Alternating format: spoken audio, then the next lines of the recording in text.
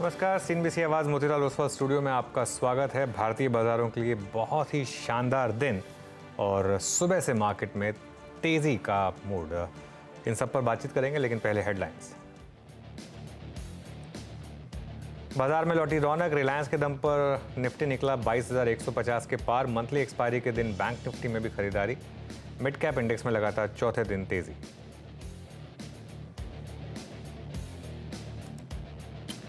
बाजार की तेजी में दिग्गज रिलायंस का सबसे बड़ा योगदान। गोल्डमैन सैक्स की रिपोर्ट के बाद शेयर में करीब 4% का उछाल। गोल्डमैन सैक्स ने लक्ष्य 2925 रुपए से बढ़ाकर करीब 3400 रुपए किया। कहा $125 अरब का कैपेक्स का अब मिलेगा रिटर्न। कल से शुरू हो रहा है T+0 सेटलमेंट। बीएसई ने पहले फेज के लिए जारी की 25 शेयरों की लिस्ट। 9:15 से 1:30 बजे तक रहेगी T+0 सेटलमेंट की टाइमिंग्स। एबीबी इंडिया पर यूबीएस की रिपोर्ट के बाद शेयर करीब 6% ऊपर। यूबीएस ने लक्ष्य 40% बढ़ाकर 5380 से बढ़ाकर 7550 किया। कहा रेल सेगमेंट से मिलेगा पुश। इलेक्ट्रिफिकेशन से आगे की तेज ग्रोथ की उम्मीद। ब्लॉक डील के बाद सीडीएसएल में 5% की गिरावट। 1700 करोड़ से ज्यादा के हुए सौदे। स्टैंडर्ड चार्टर्ड ने अपनी पूरी 7.2% हिस्सेदारी बेची। वहीं ब्लॉक डील के बाद एसटीडीएम 7% से ज्यादा गिरा। मैसेज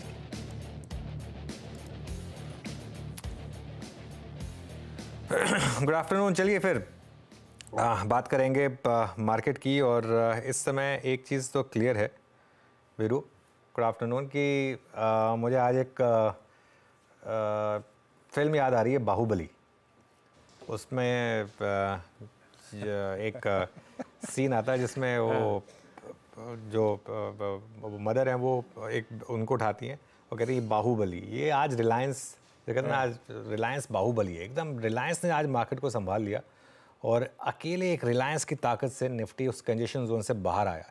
4% का मूव रिलायंस में। मतलब मुझे याद नहीं कब लास्ट टाइम एक ब्रोकरेज रिपोर्ट के ऊपर रिलायंस 4% भागा था।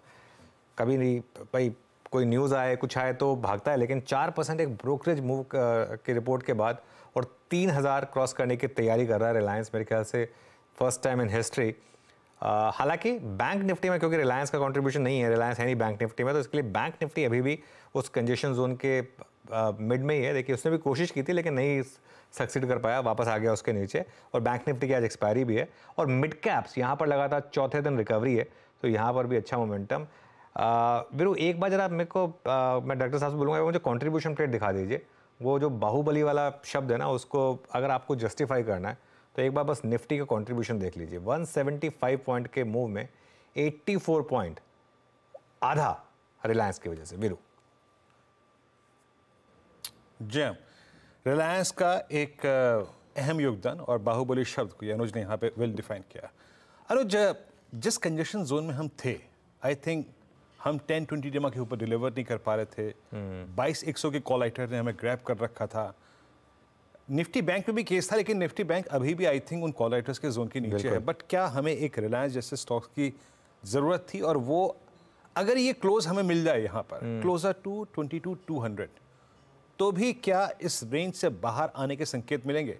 इंडेक्स पे अप्रोच क्या रहेगी as far as Nifty is concern, जहाँ तक निफ्टी का सवाल है? बिल्कुल वीरू, देखिए एक चीज़ है इसमें, मैं आपको ये कहूँगा कि इवन जो आज सुबह हमारी अप्रोच थी कि 22,100 150 क्रॉस नहीं होगा आसानी से, उस समय हमें ये नहीं पता था कि रिलायंस में 4% का मूव आ जाएगा, ठीक है ना। और उसकी वजह से निफ्टी में 80 पॉइंट का मूव। अब ये 80 पॉइंट का मूव सिर्फ रिलायंस की वजह से, अगर ये नहीं है तो 22,100 पर ही है अब ऑब्वियसली। लेकिन रिलायंस है तो है, वो स्टॉक तो है ही, बड़ा स्टॉक है, सबसे बड़ा स्टॉक है मार्केट का, तो ऑब्वियसली उसके ऊपर इम्पैक्ट है। तो मेरे ख्याल से अब जिस वजह से भी है, आपको ये मानना पड़ेगा कि आज मार्केट ने एक मिनी ब्रेकआउट दिया है निफ्टी के ऊपर, ठीक है। तो इस हिसाब से 22,200 से 22,250 अब लास्ट रेजिस्टेंस है मार्केट के लिए। 22,200 से 22,250 अगर टिका और अगर आप 22,200 के ऊपर बंद हो गए तो मुझे लग रहा है कि फिर मार्केट में एक फ्रेश एक्सपेंशन की शुरुआत होगी। और उसमें हो सकता है बाकी स्टॉक्स भी ऐड हो रहे हैं, जरूरी नहीं है सिर्फ रिलायंस ही लीड करे। और एक स्टॉप लॉस रखे हैं 22,050 का। ऑब्वियसली आज का लो भी करीब वहीं पर है 22,050 पर। तो ये एक मेरे ख्याल से एक अप्रोच होनी चाहिए आपकी निफ्टी पर। बैंक निफ्टी की जहाँ तक बात है, मेरे ख्याल से बैंक निफ्टी अभी भी उस कॉल राइटर के जोन के नीचे सुबह एक बार गया था उसके ऊपर, लेकिन वापस नीचे आ गया। उसके 46,800 850 सबसे इंपॉर्टेंट जोन है यहाँ पर, और 46,850 अगर आपने क्रॉस किया तो 47,000 भी पॉसिबल है एक बार के लिए। लेकिन बैंक निफ्टी में वीरू कोई ट्रेड नहीं है इस समय। 3 बजे अगर कोई ट्रेड होगी तो हम डिस्कस करेंगे, लेकिन बैंक निफ्टी में इस समय मुझे कोई ट्रेड नज़र नहीं आ रही है यहाँ पर। ओके, तो निफ्टी पर सेटअप क्या है, लेवल्स टू वॉच आपने समझ लिए। बैंक निफ्टी को एज ऑफ नाउ हम ट्रेड के प्रोस्पेक्टिव से कंसिडर नहीं करेंगे, बट अगर कुछ मिला, कोई ऑप्शन मिला तो ज़रूर बात करेंगे उस वक्त। लेकिन अनुज, आज सुबह जब मुनाफे की तैयारी चल रही थी तो हम एंजल वन पे, आपको याद होगा एक दिन हमारा इस मैनेजमेंट से इंट्रोडक्शन भी हुआ था, बट फाइनली आज सुबह जो वर्डिंग्स थी उसमें यही कहा गया था कि ठीक है QIP लॉन्च है, एक डिस्काउंट पर है, बट एग्जैक्टली जिस चीज़ के लिए ये इस प्रोसीड्स को खर्च करेंगे वो अपने आप में अच्छी बात है। बाय कॉल थी सुबह, मूव बहुत स्ट्रांग है 219। क्या आई थिंक अब एक रीजनेबल वो जो सुबह बात थी कि भाई इसको बाय करना चाहिए, कारण था, और अभी ये और चले इस बात की पॉसिबिलिटी लग रही है सुबह? अनुज, सुबह का व्यू तो ठीक ठाक गया, यहाँ से आगे क्या? वीरू 100% मैं देखिए एक चीज़ बहुत क्लियर मैंने सुबह सुबह बोली थी कि यहाँ पर QIP इन्वेस्टर का पैसा बनेगा, और क्योंकि एक तो उनको डिस्काउंट पे मिल गया, ठीक है, प्लस आज सुबह मेरी ये फीलिंग थी कि इस तरीके के स्टॉक में मूव आएंगे, क्योंकि जो प्रोसीड्स का यूज़ है, जैसा आपने बोला, पहले बात हो रही थी कि शायद एक्विजिशन के लिए यूज़ होगा, लेकिन उसके बाद जो निकल के आया जिस के लिए यूज़ होगा, उससे मार्केट ने एक सीधा इन्फ्लुएंस निकाला कि ये वापस अब जो है कंपनी एक उसी ट्रेजेक्टरी में है जो उसमें लगातार चल रही है, market share gains. Angel one ने बहुत ज़्यादा मार्केट शेयर गेन किया है पिछले 2 साल में। मेरे ख्याल से शायद ब्रोकरेज स्पेस में सबसे शानदार परफॉर्मर रहा है ये। अब ये कहाँ तक जा सकता है? देखिए इसका ऑल टाइम हाई था करीब करीब 3800-3900 के करीब, वहाँ से ये स्टॉक करेक्ट हुआ था ब्रूटली और गिर गया था करीब करीब 2500 तक, ठीक है। अब क्या ये वापस 3900 पे जाएगा या नहीं जाएगा, बड़ा सवाल ये है, लेकिन आज के मूव को देख के लग रहा है कि कॉन्फिडेंस वापस आया है। और जब भी QIP के बाद स्टॉक इस तरीके से चले ना, तो इसका मतलब बहुत क्लियर है कि मार्केट में एक नया हाई बनने की तैयारी हो रही है स्टॉक में। तो ये मैं उसको इस तरीके से देखूंगा। जैसा हम लगातार डिस्कस करते आए हैं, एक ऐसी कंपनी जहां पर बहुत शानदार ट्रैक रिकॉर्ड रहा है पिछले 1-1.5 साल में। खैर वीरू, F&O समरी क्या रही आज, कहाँ पर इंडिविजुअल स्टॉक्स में अच्छे मूव्स बन रहे हैं? अनुज, मैं 2-3 स्टॉक्स का जिक्र करूंगा, OI, रोलोवर्स, चार्ट पैटर्न, सिर्फ 3 स्टॉक्स का। देखिए एक तो फर्टिलाइजर्स और केमिकल, और आई थिंक पहला स्टॉक में यहाँ रखूंगा अनुज, दैट्स टाटा केमिकल। 1132 पर ट्रेड करता हुआ, 4 स्टॉक्स भी नहीं जुटा पाया मैं आज, 3 स्टॉक्स सिर्फ, क्योंकि ऑलरेडी बहुत एक्शन हो चुका है। जरा इसका आप नेक्स्ट सीरीज का OI बिल्डअप देखिए, जरा नेक्स्ट सीरीज रखिएगा। रोल ओवर 56% हो गए। डॉक्टर साहब जरा वो स्लाइड लेके आए थे ना अभी आप, जो अप्रैल वाली, वो रखिएगा। ह्यूज OI बिल्डअप, और इसने अब आज अपनी 14 मार्च से लेकर अब तक की पूरी ट्रेजेक्टरी को क्रॉस कर दिया है। अप्रैल फ्यूचर्स में 54 लाख शेयर का बिल्डअप है, ह्यूज। आई मीन, और ऑप्शन एक्टिविटी मैं यहाँ पे एग्जैक्टली अभी स्क्रीन पर रख नहीं पाऊंगा, कुछ देर बाद रखूंगा, लेकिन स्ट्रॉन्ग मोमेंटम यहाँ पे। दूसरा है हिंदुस्तान कॉपर, आपकी स्क्रीन पे आएगा, सुबह भी डिस्कस किया था मैंने, और अभी भी आई थिंक करीब करीब 1.78% ऊपर, 290 का जोन, यानी अब ये अपनी 12 फरवरी से लेकर अब तक की पूरी ट्रेजेक्टरी को क्रॉस करता हुआ रोल ओवर 70% हो चुके हैं। स्ट्रॉन्ग मूव यहाँ पे। और तीसरा है मैक्स फाइनेंशियल सर्विसेज, लेके आइएगा 2.5% ऊपर। ये स्टॉक क्लियरली अपनी 9 फरवरी से अब तक की एक रेंज को बाइसेक्ट कर चुका है, 1014 पे ट्रेड करता हुआ। Strong placement, roll overs 76%। 3 stocks, पहला टाटा केमिकल, दूसरा हिंदुस्तान कॉपर, और तीसरा मैक्स फाइनेंशियल सर्विसेज। अनुज, बाकी आज के ट्रेंडिंग स्टॉक्स और क्रम क्या रहेगा कार्यक्रम में आज? बिल्कुल वीरू, चलिए तो ट्रेंडिंग स्टॉक्स देख लेते हैं। पहले ऑब्वियसली निफ्टी स्टॉक से शुरुआत करेंगे। सबसे ऊपर आपको रिलायंस दिखाई देगा ट्रेंडिंग स्टॉक्स में। आज का सबसे बड़ा ट्रेंडिंग स्टॉक रिलायंस ही है, फिर बजाज ऑटो, मारुति सुजुकी और अदानी पोर्ट्स। इसके बाद नॉन निफ्टी स्टॉक्स में ABB India 6%, Info Edge 5%, Tata chemical 4%। By the way Tata chemicals में वीडियो नोट करिएगा, वो जो आपने फ्यूचर्स बताए अप्रैल के, वो बड़े डिस्काउंट पर चल रहे हैं। सीमेंस करीब करीब 4%। मंदी वाले शेयरों पर नजर डाल लेते हैं, और यहाँ पर नेस्ले, अपोलो हॉस्पिटल्स, LTI, माइंट्री और विप्रो इंडेक्स है, और outside the index Colgate, Crompton, Jubilant FoodWorks और पिरामल एंटरप्राइजेस। चलिए अब आपको बताते हैं हमारा पैनल। फंडामेंटल राय देने के लिए हमारे साथ गौरांग शाह होंगे जोजित फाइनेंशियल से। टेक्निकल कॉल्स के लिए हमारे साथ होंगे गावस सर, विकास सालुंके, राजेश सतपुते, मानस जायसवाल अमित सेठ, चंदन तापड़िया और प्रशांत सावंत। 2:15 पर T+0 की लिस्ट, मतलब आपने शेयर बेचा, उसी दिन सेटल हुआ, उसी दिन पैसा आपके अकाउंट में आया। इस पर जानकारी देंगे यतिन। 2:20 पर यतिन से ही जानेंगे रिलायंस और ABB में तेजी के कारण। हेल्थ केयर सेक्टर को लेकर विस्तार से चर्चा के लिए 2:30 पर हमारे साथ होंगे प्रभुदास लीलाधर के रिसर्च एनालिस्ट परम देसाई। 2:45 FY24 में QIP के बाहर पर सुमित देंगे जानकारी। 2:50 पर मार्केट बिग वॉइसेस में हमारे साथ होंगे आस्क हेज सॉल्यूशंस के CEO वैभव सांघवी। 3 बजे यतिन से जानेंगे डीलिंग रूम का हालचाल और उसके बाद BTST STBT कॉल्स। पैनल को जोड़ते हैं फिर। आप सभी को गुड आफ्टरनून। गाबा सर, इस समय की trade. Good afternoon to you once again. और स्टॉक जो मुझे पसंद है इस वक्त वो है Godrej consumer. Yes, Godrej consumer trade कर रहा है 1231 पर। 1222 का स्टॉप लगाना चाहिए, बस करीब 9 रुपए का। ऑन द अपसाइड जो टारगेट है गोदरेज कंज्यूमर 1250 के नजर आते हैं। मेरे ख्याल से वहां तक जाना चाहिए गोदरेज कंज्यूमर। गोदरेज CP, ये हो गई गाबा सर की पिक। मानस, गुड आफ्टरनून, आपके पिक। गुड आफ्टरनून अनुज जी। तो देखिए, कल भी मैंने यहाँ पर टाटा कम्युनिकेशन में एक रिकमेंडेशन दिया था।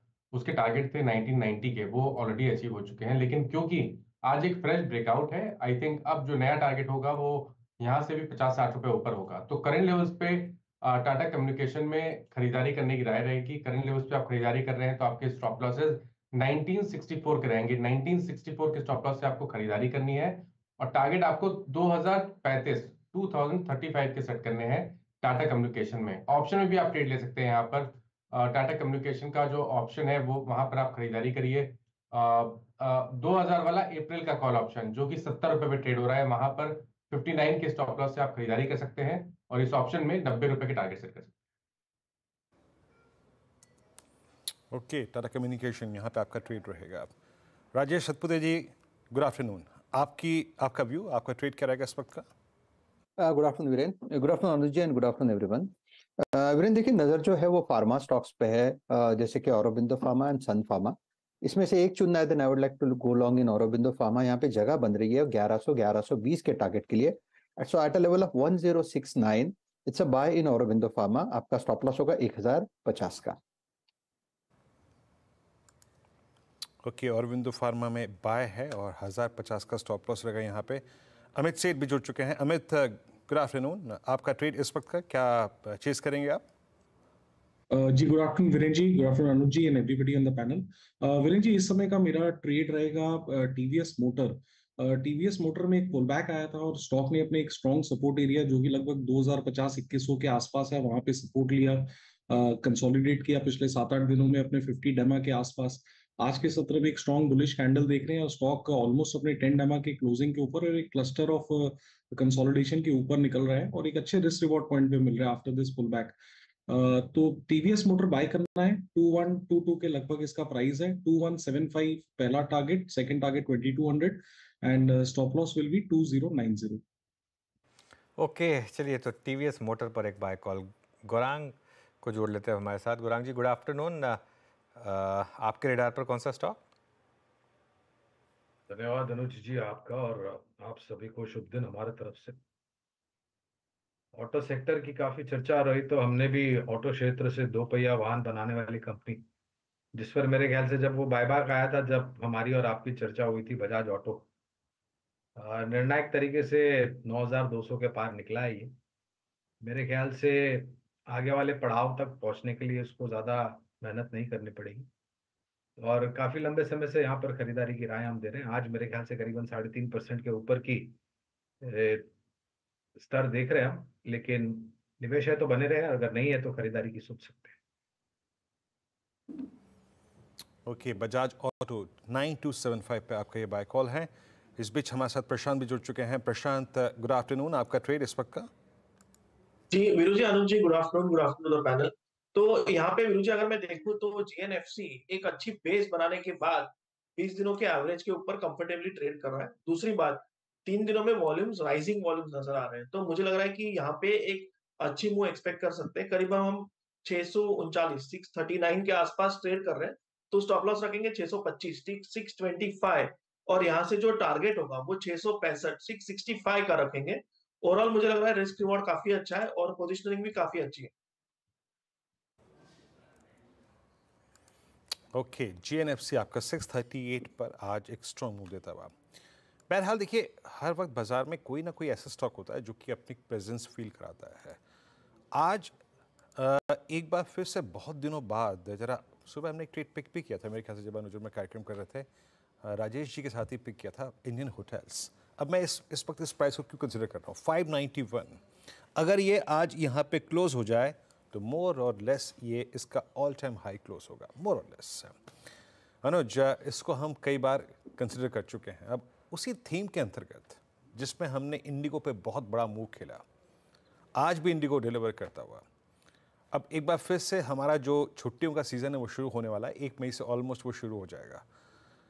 अभी हम एक हाल ही में लिस्टिंग भी देख के आए, उसकी बात भी हम करेंगे कुछ देर में। लेकिन इंडियन होटल्स क्या एक बार नया कीर्तिमान स्थापित करने के लिए, नया रिकॉर्ड हाई के लिए प्रिपेयर कर रहा है अपने आप को? 100% वीरू। अच्छा, मैं एक चीज़ कहूँगा, जब मिड कैप मार्केट में करेक्शन चल रही थी और उसमें जब रिकवरी के हिंट्स थे, तो हमने क्या बात की थी? 3 कैटेगरी हमने बोली थी जिनमें स्टॉक्स को आपको बाय करना था। उनमें एक कैटेगरी थी स्टॉक्स जिनकी अर्निंग्स बहुत शानदार थी और जिनमें करेक्शन आई अच्छी खासी, एक जिनमें प्रमोटर बाइंग थी, और तीसरी जिसमें रिलेटिव स्ट्रेंथ थी। इंडिगो जैसे स्टॉक्स को हमने रखा था रिलेटिव स्ट्रेंथ में, जो गिरे ही नहीं कभी। उनको तो आपको हमेशा बाय करना चाहिए, जो स्टॉक फॉलिंग मार्केट में भी नहीं गिरते हैं। इंडियन होटल्स पहली कैटेगरी में था जहां अर्निंग्स बहुत स्ट्रांग थी, लेकिन स्टॉक क्योंकि काफ़ी चल गए थे, इसके लिए थोड़ा सा वैल्यूएशन करेक्शन ज़रूरी थी और स्टॉक करेक्ट हुआ। 610 वाला स्टॉक मेरे ख्याल से जो इसका लो था इस करेक्शन में, एक बार इसका 2 हफ्ते का चार्ट रख दीजिए, मेरे ख्याल से 550 तक ये स्टॉक करेक्ट हुआ था। उसके बाद 500, हाँ 545, 36, हाँ 536, 540 तक के करीब करेक्ट हुआ था। ये उस कैटेगरी में था जिसमें आपको अर्निंग स्ट्रांग है लेकिन स्टॉक करेक्ट हो चुका है, वो पिक करना है। मैं अभी भी बोल रहा हूँ, अभी भी आप उसी तरीके से फोकस करिए, उसी 3 कैटेगरी में रहिए। क्यों? रीज़न है कि जो स्ट्रॉन्ग स्टॉक्स हैं वो वापस अपना ऑल टाइम हाई बना रहे हैं, लेकिन अभी भी कितने स्टॉक्स में गिना सकता हूँ जो 40% नीचे हैं अपने प्रीवियस हाई से, और ये फ़र्क रहना चाहिए। मार्केट का असली मज़ा तभी आता है जब इस तरीके के फ़र्क हो। हर स्टॉक चले और मार्केट भी चलती रहे तो फिर तो कोई भी पैसा बना लेगा ना। तो इसके लिए ये मेरे ख्याल से मुझे ऐसे स्टॉक जब चलते हैं, आप जैसे ऑयल मार्केटिंग कंपनीज की हमने बात की थी, अच्छी क्वालिटी के स्टॉक्स जो काफ़ी गिर चुके थे अब वो चलना शुरू हो गए, आपको ऐसी लिस्ट बनानी है। ऑटो स्टॉक्स में बैंक ठीक ठाक करेक्शन आई, अब ऑटो स्टॉक्स वापस एक मूव दे रहे हैं अपने ऑल टाइम हाइस की तरफ। तो या तो रिलेटिव स्ट्रेंथ हो, या अच्छी क्वालिटी के स्टॉक्स करेक्ट हो गए हो, अर्निंग्स इंटैक्ट हो, या प्रोमोटर्स बाय कर रहे हो। इन 3 कैटेगरी के स्टॉक्स में फोकस रखिए। जी हाँ, और ये पहली कैटेगरी में फॉल मतलब गिरता है, ये वाकई सही बात है ना, जो अच्छी बात कही आपने। बाजार खुद ही अपना एक क्वालिटी चेक करता रहता है। गौरांग, आपका व्यू 591 पे इंडियन होटल्स पे, और इस बार की छुट्टियों की बुकिंग कराई तो क्या फील हुआ, चाहे वो होटल्स के प्राइसेस थे और चाहे वो फ्लाइट्स के प्राइसेस थे? गौरांग, हल्कापन महसूस होता है वीरेंद्र, जिस प्रकार से टैरिफ्स ऊपर जा रहे हैं, रूम रेट्स ऊपर जा रहे हैं, जिस प्रकार से फ्लाइट्स के दाम ऊपर जा रहे हैं, तो जेब में हल्कापन महसूस होता है। लेकिन ये भी वास्तविकता है कि ये जो परिस्थिति है वीरेंद्र, ये सिर्फ यहाँ तक नहीं रुकेगी, आने वाले कई समय तक आपको ऊपर की तरफ। और मैं कुछ इंटरव्यू देख रहा था कुछ होटल मैनेजमेंट के, एक तो उन्होंने कई सारी नई प्रॉपर्टीज खोलने की बात की है, पहली बात। दूसरी बात, यहाँ से भी उनको लगता है कि रूम टैरिफ्स में 15 या 20% का इजाफा हो सकता है। उसके साथ साथ त्योहारों का सीजन, बैंक्वेट्स में से आय आती है, फूड बेवरेजेस जो रेस्टोरेंट सर्विसेज होते हैं वहां से इनको आय आती है। और भारत सरकार के तरफ से भी जिस प्रकार से प्रवासी भारत की एक मुहिम चली थी, उसके तहत एक प्रिफर्ड डेस्टिनेशन के रूप में भारत हो ऐसी छवि सामने रखने का प्रयास किया है। बुनियादी दर के आधार पर इंडियन होटल्स पर आज के तारीख में भी खरीदारी की राय है। और देखिए कॉम्बो चल रहा है इस वक्त। मैं बात क्या कर दी यहाँ पे इंडियन होटल्स की, अभी इंडियन होटल्स को देखिए डे हाई। डायरेक्टर साहब एक बार स्क्रीन पे इंडिगो रखिएगा, इंडिगो रखिए जरा एक बार। जब जब इंडिगो की बात करो तब तक ये डे हाई पर होता है, ऑल टाइम हाई। अब तो ये ऑल टाइम हाई है, it's 3548 tick by tick charts पे। हमें जी इंडिगो में कोई अप्रैल की कॉल आपको स्ट्राइक कर रही है क्या? व्यू क्या है? जी वीरेन जी, काफी स्ट्रॉन्ग है काउंटर, जिस हिसाब से हमने इसमें स्ट्रेंथ देखी है, ऑलमोस्ट वन साइडेड इसमें यहाँ पे रनअप देख रहे हैं। मोमेंटम काफी स्ट्रांग है, मुझे लगता है कि 3600 यहाँ पे क्रॉस हो जाना चाहिए। तो 3600 की कॉल को हम कंसिडर कर सकते हैं यहाँ पे, जो कि लगभग एक सेकंड में लोड जी अप्रैल की 3600 इज ट्रेडिंग एट 115 रुपीज के आसपास, अगर आप लगा सके स्क्रीन में जी। तो इससे बाय किया जा सकता है with stop loss of 95 and target of 150। Okay चलिए अब एक काम करते हैं, हेडलाइन मेंशन की थी हमने T+0, कल से इसकी शुरुआत की जा रही है। एक पायलट प्रोजेक्ट है, अभी 25 कंपनियां, BSE ने वो लिस्ट जारी की है, इस पर पूरा अपडेट लेकर आए हैं यतिन। तो यतिन इसको समझते हैं, मतलब इन 25 स्टॉक्स में अगर आपने 1 बजे बेचा तो 1:15 बजे तक पैसा आपके अकाउंट में? ऐसा नहीं है actually. For the time being जो सेटलमेंट साइकिल है, क्योंकि ये एक बीटा वर्जन है और अभी जस्ट शुरू हुआ है, तो ऑब्वियसली आपका ट्रेड डेबिट क्रेडिट हो जाएगा, लेकिन फंड्स की अवेलेबिलिटी पोस्ट मार्केट ही होती नजर आएगी। उसी दिन हो जाएगी? हाँ, उसी दिन हो जाएगा। और ये ब्रोकर पे डिपेंडेंट है, जो आप बता रहे हैं ना कि तुरंत पैसा जो अगर ब्रोकर वो फैसिलिटेट कर सकता है, क्योंकि देखिए ये 25 स्टॉक्स पे आप देखेंगे तो सारे के सारे FNO स्टॉक्स हैं, सारे के सारे फ्रंटलाइन स्टॉक्स हैं। तो अगर ब्रोकर लेवल पे वो चाहता है तो आपको लिमिट दे सकता है, लेकिन एक्सचेंज का सेटलमेंट पोस्ट मार्केट आता हुआ दिखाई पड़ेगा। समझते हैं T+0 क्या है। देखिए सेबी ने T+0 के नए नियम निकाले थे, मार्केट को ज़्यादा लिक्विड और जो बाजार की डेप्थ है और बाजार की जो मेच्योरिटी है उसको बेहतर करने के लिए सेबी ने कदम उठाया था और एक्सचेंजेस को ये T+0 सेटलमेंट लागू करना था। BSE ने 25 स्टॉक्स की लिस्ट जारी की है, जो ऑब्वियसली आपके स्क्रीन पे आएगी, लेकिन ये T+0 जो है अभी 25 स्टॉक्स के साथ आता हुआ नजर पड़ेगा, जहां बहुत सारे liquid stocks, banks, financials, Nifty कंपनियां, एक मिक्स रखा गया है। तो ऐसा नहीं कि सारे के सारे 25 स्टॉक निफ्टी कंपनी है, लेकिन हाँ सारे के सारे FNO स्टॉक्स यहाँ देखने को मिल रहे हैं, ज़्यादा करके मिड कैप 100 के स्टॉक्स हैं। ऑब्वियसली T+0 क्या करता है, लिक्विडिटी इंप्रूव करता है और ट्रेडर्स के जो मुताबिक अगर आप देखें तो ऑब्वियसली लिक्विडिटी को तो एक बेनिफिट मिलेगा, लेकिन ट्रेडर्स को लगता है कि अगर इसका सही से सेटलमेंट होता है, सही से मैकेनिज्म अगर रेगुलेटर और एक्सचेंज इंप्लीमेंट कर सकें, तो शायद आपको जो माइग्रेशन है FNO की तरफ वो कम होता हुआ दिखाई पड़ सकता है। लेकिन शुरुआती दिनों में शायद लोग T+0 के बदले FNO में ही अपनी पोजीशंस बाय सेल करने की चेष्टा करेंगे, क्योंकि सारे के सारे लिक्विड नाम्स हैं। ऑब्वियसली अगर हम 25 स्टॉक्स की बात करें तो यहाँ आप देखेंगे अंबुजा सीमेंट है, बैंक ऑफ बड़ौदा है, बैंक ऑफ बड़ौदा है, बजाज ऑटो है, JSW स्टील है, NMDC है, ऑयल इंडिया, ट्रेंट।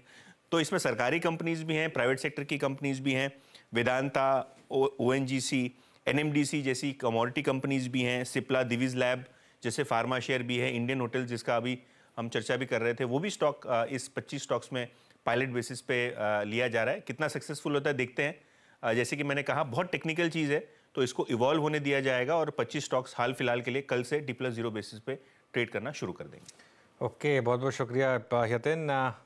गौरांग जी, आपका क्या व्यू है इस पर? क्या धीरे धीरे पूरी मार्केट इस तरफ बढ़ेगी और इससे मार्केट डायनामिक्स पर क्या चेंजेस आएंगे? मेरे ख्याल से ये ब्रोकर्स को, एक जनरल बात कर रहा हूँ, कोई कंपनी स्पेसिफिक टिप्पणी नहीं करूंगा, फैसिलिटेट धीरे धीरे करके होना चाहिए। इससे जो क्लाइंट्स है, जो ग्राहक है, उनको ज्यादा सुविधा मिलेगी, क्योंकि और इसके प्रयास काफी लंबे समय से चल रहे थे अनुज भाई, अगर आपको याद हो तो T+0 का।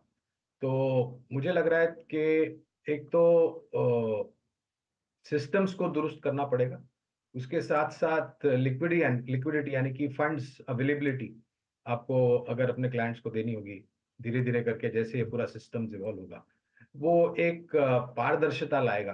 क्योंकि पहले जो सिस्टम था और अभी ये जो सिस्टम है, यहाँ पर कोई आपको वो बफर मार्जिन नहीं मिल रहा है।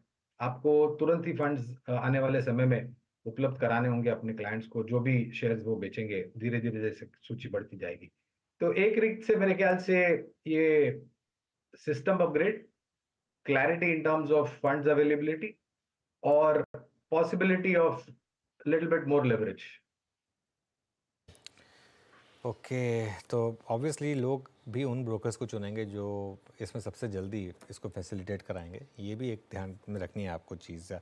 चलिए अब एक काम करते हैं, अब आज के 2 stocks of the day address करते हैं। आज का स्टॉक ऑफ द डे, आज का बाहुबली रिलायंस क्लियरली और ABB इंडिया, दोनों में बहुत शानदार तेज़ी है और दोनों ब्रोकरेज अपग्रेड्स के बाद यतिन से जानते हैं, दोनों को रिविजिट करते हैं। यतिन, रिलायंस पर गोल्डमैन सैक्स और यूबीएस का एबीबी पर भी। बिल्कुल बिल्कुल। और देखिए गोल्डमैन सैक्स काफ़ी समय से रिलायंस इंडस्ट्रीज पे बुलिश है।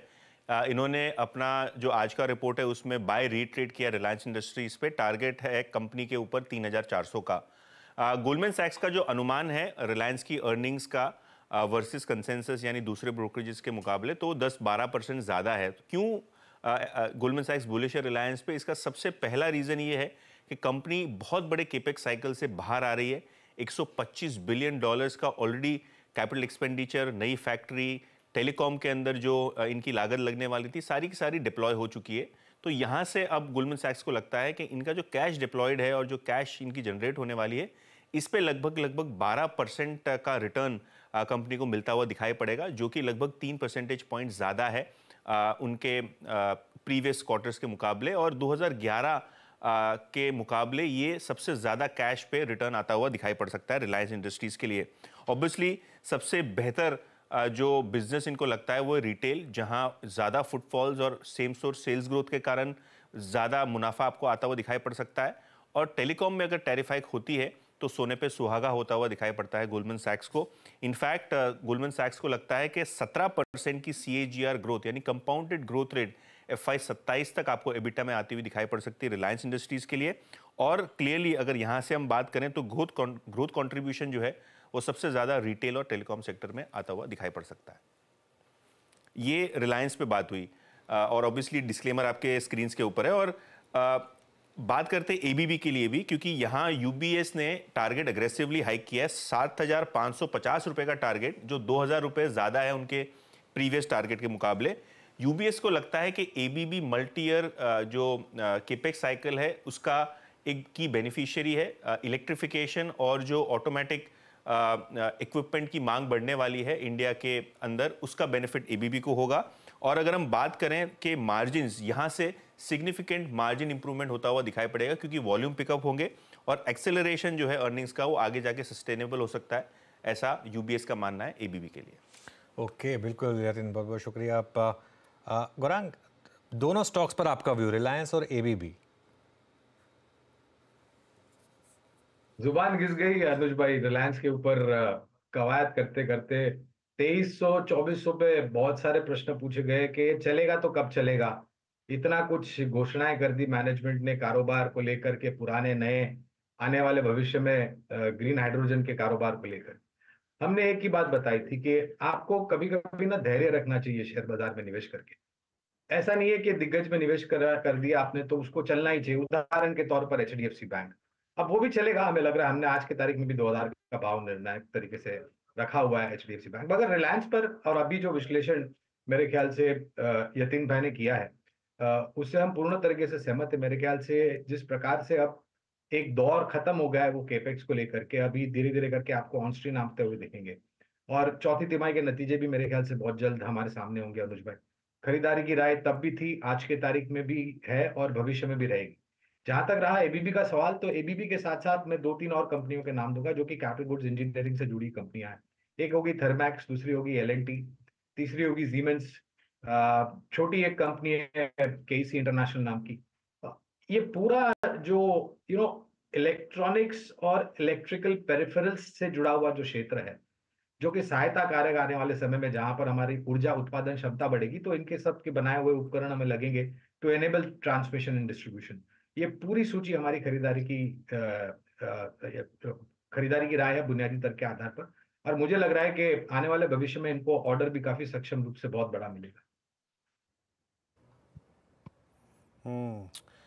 एबीबी, और ये स्टार परफॉर्मर है, मुझे याद अच्छी तरीके से, और बात भी हुई थी और सीरीज के पहले दिन आई थिंक अनुज ने इसको कंसिडर भी किया था। 6 to 8 I think best price performer of March. एक ऐसा महीना जिसमें टर्बुलेंस अपार थी, लेकिन एबीबी सबको पार करके 6 to 8 पर। Meanwhile let's take IndusInd bank. मैं इंडसइंड बैंक को यहाँ मार्क इसलिए कर रहा हूँ क्योंकि पिछले 5-7 दिन में इसने अपने 200 DMA को टेस्ट करके सबसे बेहतरीन पुल बैक दिया। ICICI बैंक स्ट्रॉन्ग था लेकिन ये वीक था। अमित जी, 16 जैन से चली आ रही फॉलिंग चैनल को ये बाइसेक्ट करता हुआ अब आपका व्यू इस पर। जी वीरेन जी, स्टॉक में देखा गया है कि 1460 1500 के आसपास एक काफी स्ट्रॉन्ग सपोर्ट जोन है। स्टॉक हमेशा वहीं पे आके एक सपोर्ट देता है। 200 एमआ भी है और करंट जो प्राइस एक्शन है एक फॉलोइंग चैनल का ब्रेकआउट है यहाँ पे, और जो प्राइस एक्शन है दैट इज अबव 10 एमआ।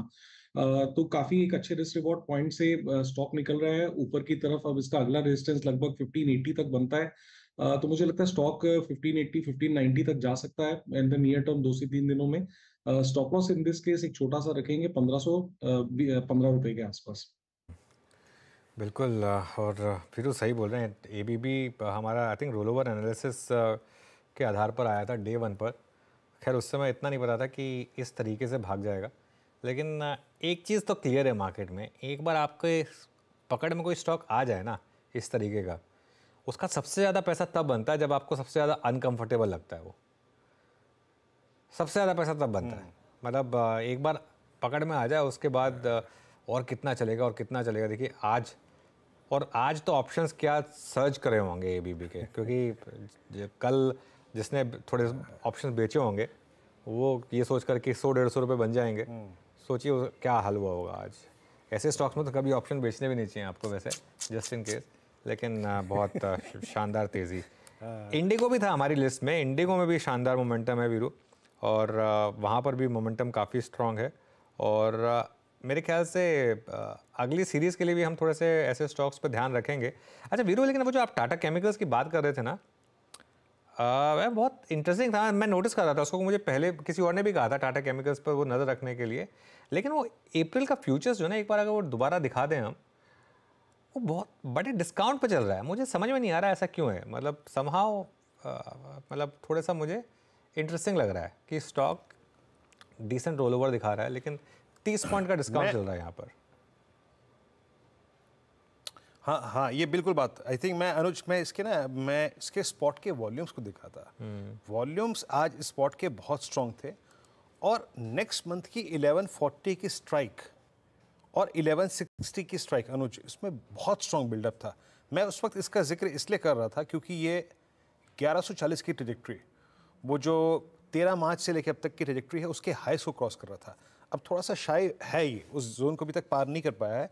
लेकिन मानस, आपका टेक, आई थिंक जो अनुज ने पॉइंट यहाँ पे रखा कि डीप डिस्काउंट्स इन अप्रैल वो परसिस्ट कर रहे हैं, बट अगर मैं प्राइस वाइज आपका व्यू पूछूं तो आपका व्यू और कोई खास कारण इस डिस्काउंट का अप्रैल सीरीज में? देखिए, डिस्काउंट का रीजन तो नहीं समझ में आता है, लेकिन टेक्निकली तो स्टॉक काफी बेहतरीन लगने लगा है, क्योंकि स्टॉक ने 2 दिन पहले 200 डे मूविंग एवरेज पे सपोर्ट लिया, रिकवरी में 20 डे और 10 डे मूविंग एवरेज को ब्रीच कर दिया, उसके ऊपर निकला है।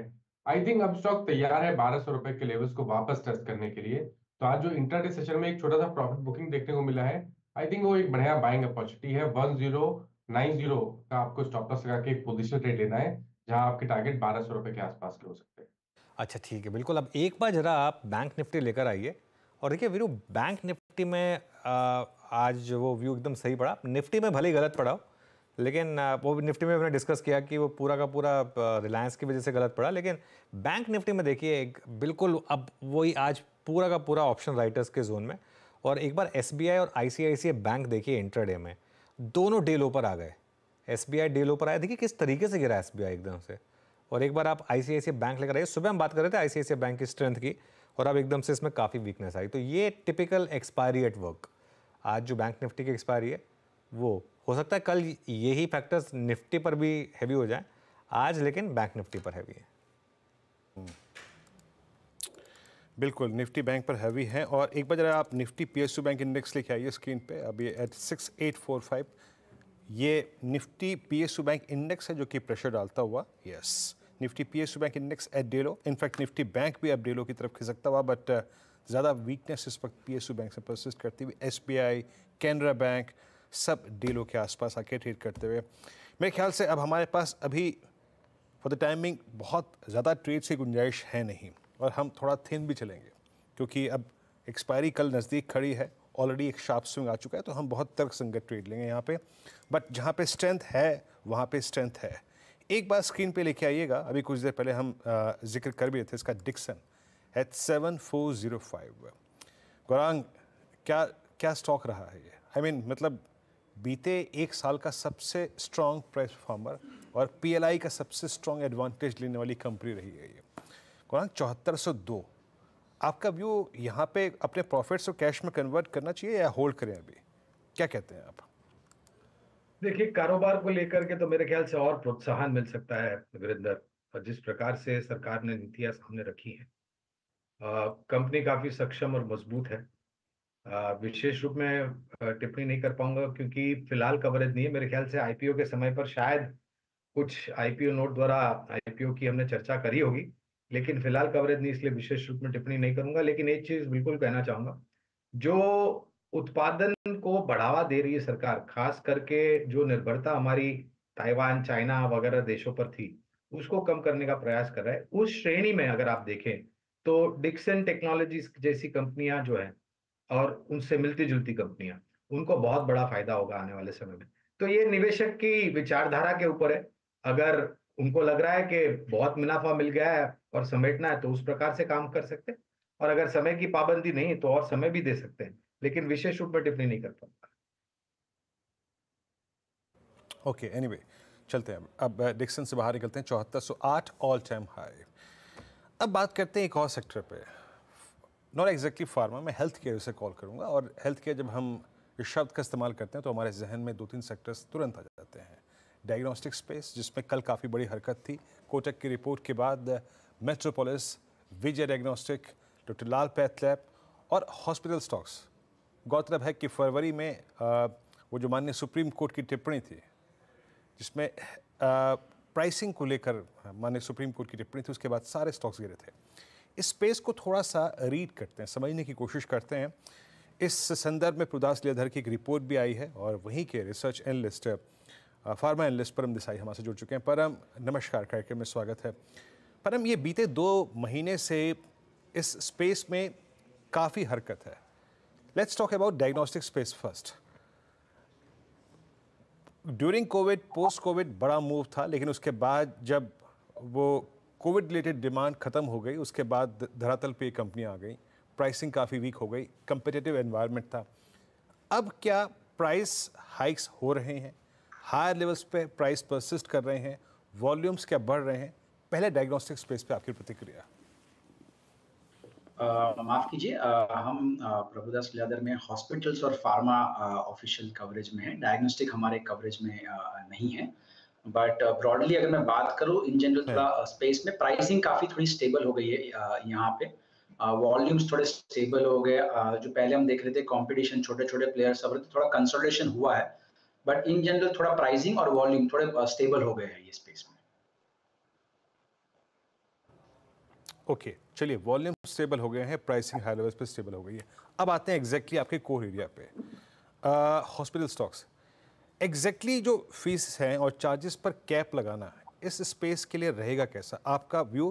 क्योंकि अभी तक परम जी, लगभग पिछले 3 साल में सारे हॉस्पिटल स्टॉक्स ने पैसा कमा के दिया है। ये एक वेल्थ क्रिएटर्स की श्रेणी रही, चाहे वो अपोलो हॉस्पिटल्स हो, चाहे वो फोर्टिस हो, चाहे वो मैक्स हो, चाहे वो ग्लोबल हेल्थ हो। आपका व्यू इस बदलते हुए सर्कमस्टेंसेस में? अगर आप देखोगे 2-3 साल में बहुत कुछ चीज चेंजेस भी हुए। काफी कंपनीज केपेक्स साइकिल से बाहर आई थी, तो जो केपेक्स उन्होंने 17 से 19 में की थी, उनका बेनिफिट इस स्पेस को मिला है लास्ट 2-3 साल में। ये स्पेस में कभी भी रिटर्न रेशियो, आरओई आरओसी हम जो देखते थे, कभी भी 10% के ऊपर बनते नहीं थे टिल FY20। ये अभी स्ट्रक्चरली ये स्पेस में आरओई आरओसी अभी 18 से 20% बन रहे हैं और कंसिस्टेंट है और ये सस्टेनेबल है हमारे व्यू में। सो ये एक स्ट्रक्चरल चेंज हुआ है, that is one of the major factor जो लास्ट 2-3 साल में स्टॉक्स जो इतने चले हैं। अगर मैं बात करूं रिसेंट इवेंट की, जो सुप्रीम कोर्ट का जो डायरेक्टिव आया था प्राइसिंग को लेके एक स्टैंडर्डाइज करके, अगर आप देखोगे प्राइवेट मार्केट शेयर 60-65% हॉस्पिटल में है। सब हॉस्पिटल प्राइवेट में सर्विसेज, क्वालिटी ऑफ सर्विसेज सबकी डिफर होती है, तो एक स्टैंडर्डाइज रेट करना थोड़ा प्रैक्टिकली फिजिबल नहीं होगा। मुझे लगता नहीं वो इम्प्लीमेंट कर पाएंगे इस तरह की चीज। पहले भी हमने स्टेट लेवल पे देखी है, 1-2 स्टेट में ट्राई हुआ है, बट काफी हल्ला हुआ था और वो इम्प्लीमेंट नहीं कर पाए। तो मुझे लगता है standardization of rate may not be a feasible solution, but depend करता है कि भाई, क्योंकि सबकी सर्विसेज, क्वालिटी ऑफ सर्विसेज सब डिफर होती है, तो मुझे लगता है ये चीज थोड़ा स्टैंडर्डाइजेशन शायद इम्प्लीमेंट ना हो पाए।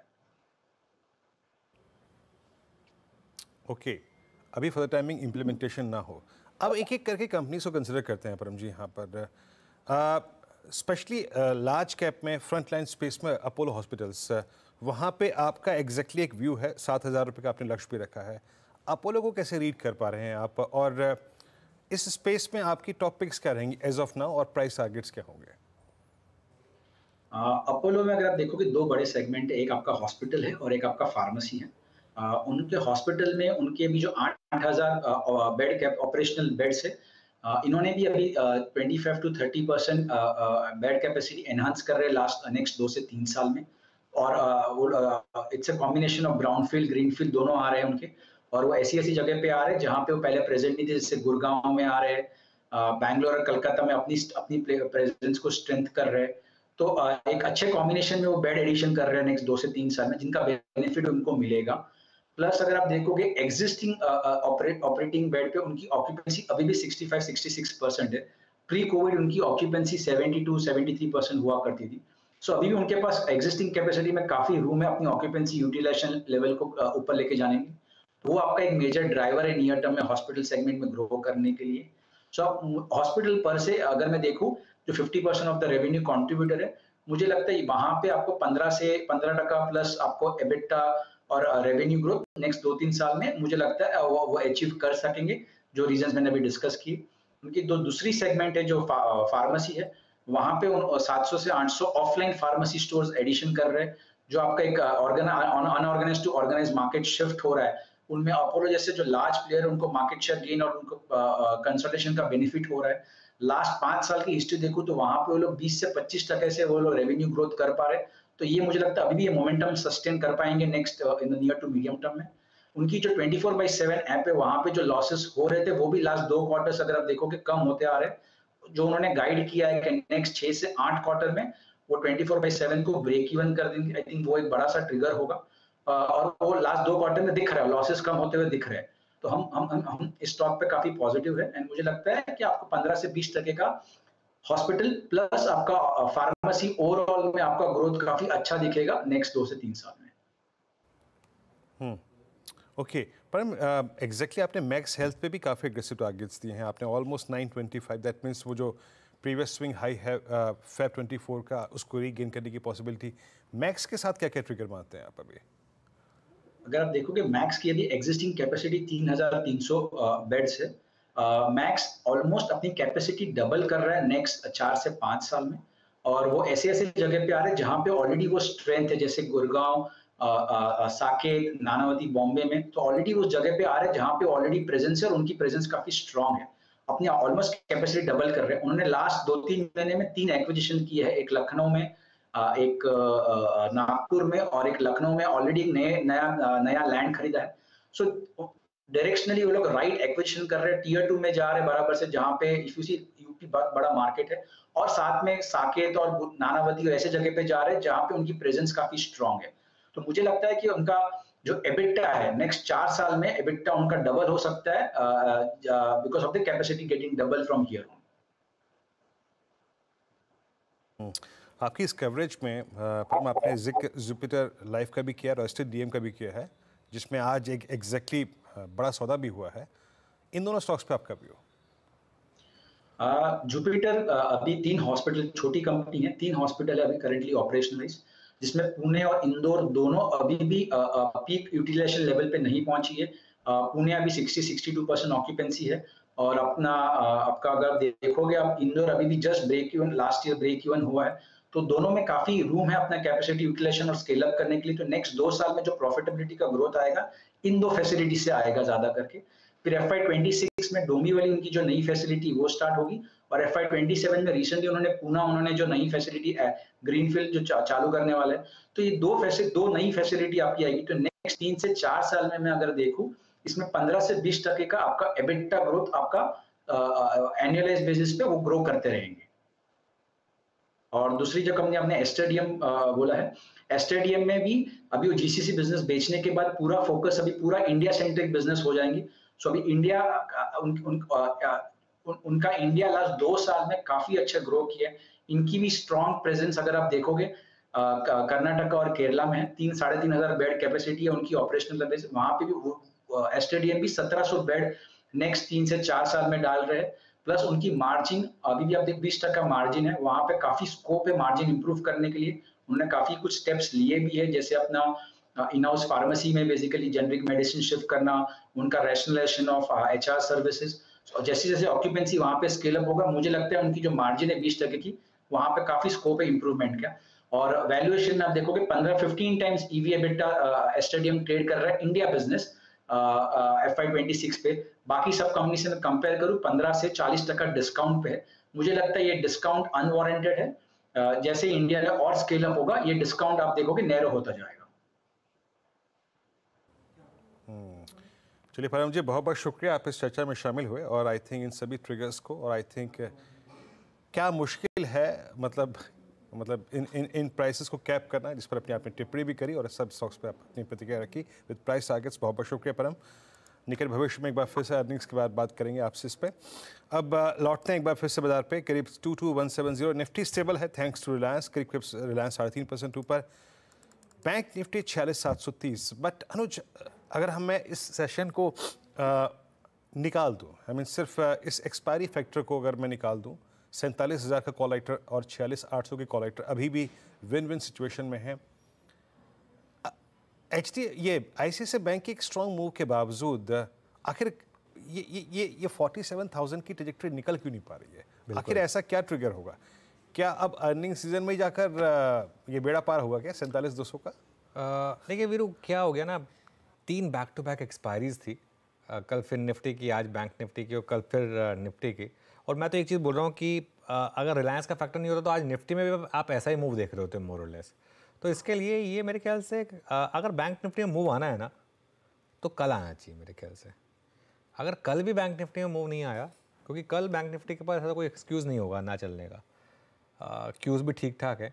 अगर कल भी नहीं आया तो मुझे लग रहा है कुछ और टाइम के लिए आपको अपने आप को इसी रेंज में शायद नेगोशिएट करना पड़ेगा, ये पॉसिबल है। अच्छा वीरू, मैं वैसे एक चीज़ सोच रहा था, अभी जो आपकी ये डिस्कशन हो रही थी हॉस्पिटल स्टॉक्स पर, तो उसमें मैं कई बार सुनता हूँ, जैसे होटल्स में मैं समझता हूँ कि हम डिस्कस करते हैं कि ऑक्यूपेंसी 90% पहुँच गई, 95% पहुँच गई, अच्छी चीज़ है। मैं कई बार सोचता हूँ कि जब हम हॉस्पिटल्स में डिस्कस करते हैं ये चीज़, तो क्या हमको थोड़ा सा अलग नज़रिया रखना चाहिए? और ठीक, कंपनियों के लिए अच्छा है वैसे कि ऑक्यूपेंसी ज़्यादा हो, लेकिन मतलब ऑक्यूपेंसी ज़्यादा ना हो तो ज़्यादा अच्छा है ना वैसे, मतलब टेक्निकली अगर देखा जाए तो। क्या कहते हैं अनुज? ये प्रश्न पूछते हुए मुझे खुद, अगर आप देखें, कई बार हिचकिचाहट होती है। अच्छा, मैनेजमेंट से हम पूछेंगे सर कि क्या ऑक्यूपेंसी लेवल एक्सपेक्ट कर रहे हैं आप, तो वो क्या बोलेगा? एग्जैक्टली अगर वो ये बोलेगा कि भाई 70 to 80% ऑक्यूपेंसी, तो इसका मतलब आप मानवीय दृष्टिकोण से एक गलत नजरिए रखते हैं। बिल्कुल। और अगर कम होगा तो हम ही पूछेंगे जनाब कम क्यों? वही है। तो ये वो दो धारी तलवार है अनुज। एग्जैक्टली। क्या करें? ये मुझे लगता है पर्सनली, मुझे लगता है कि बाजार में लिस्टेड है तो पर्सनली मुझे लगता है कि हॉस्पिटल्स लिस्टेड नहीं होने चाहिए। खैर, लेकिन वो मेरा व्यू है। खैर एनीवे, अभी काम करते हैं, 4 का चौका की शुरुआत करते हैं और जानते हैं कि चारों की चारों ट्रेड्स। सबसे पहले सस्ता ऑप्शन आज हम मानस से लेंगे, FNO सुपरस्टार राजेश सतपुते से। चार्ट का चमत्कार के लिए प्रशांत सावंत, और मिड कैप फंडा के लिए गौरांग शाह से हम उनका स्टॉक लेंगे। तो मानस, सबसे पहले सस्ता ऑप्शन ट्रेड आपका? तो देखिए, सस्ता ऑप्शन के लिए वही स्टॉक है जिसने कल भी बहुत ही बढ़िया परफॉर्म किया था, तो इंडिगो के ऑप्शन में खरीदारी करने की राय रहेगी। आई थिंक अभी भी ये कम से कम 250-300 रुपए का आपको इंडिगो करंट लेवल से दिखा सकता है। तो इंडिगो के अप्रैल मंथ के 3600 के कॉल ऑप्शन में, जो कि 117 रुपए पे ट्रेड हो रहा है, वहां पर खरीदारी करने की राय रहेगी। 89 रुपीज का आपको स्टॉप लॉस लगाना है, करंट लेवल्स पे खरीदारी करिए। और 175 रुपए के टारगेट 3600 के अप्रैल मंथ के कॉल ऑप्शन में इंडिगो के देखने को मिल सकते हैं। ओके, राजेश सतपुते जी, आप क्या पिक करेंगे? अनुज, देखिए मेरी नज़र सीमेंट स्टॉक्स पे है, और सीमेंट्स में मुझे जो अच्छा लग रहा है वो है अंबुजा। आज इसमें एक प्राइस एंड वॉल्यूम ब्रेकआउट देखा गया है, तो मुझे लगता है कल का रादर स्विंग ट्रेडिंग का जो टारगेट है वो इसका रहेगा 620 से लेकर 625। तो it's a buy in Ambuja about 600। Your stop loss will be at 596। जैम, तो आपका ट्रेड है मुझे सीमेंट्स, स्ट्रॉन्ग मूव यहाँ पे। उसके बाद चलते हैं चार्ट के चमत्कार पिक करते हैं प्रशांत सावंत। क्या पिक कर रहे हैं? वीरू जी, अगर हम अडानी पोर्ट्स को देखें, ये पिछले 5 दिनों में इंक्रीजिंग वॉल्यूम के साथ ट्रेड हो रहा है, और आज का जो डेली वॉल्यूम है ऑलरेडी ऑलमोस्ट 1 घंटा बचा है, फिर भी पिछले 4 दिनों के वॉल्यूम से ज्यादा है। तो मुझे लग रहा है स्ट्रॉन्ग हैंड्स में कंट्रोल है, और 1335-37 के आसपास ट्रेड कर रहा है। मेरे हिसाब से यहाँ पे 1320 1320 का स्टॉप लॉस रखना चाहिए और 1375 1380 1380 तक के टारगेट्स रखना चाहिए।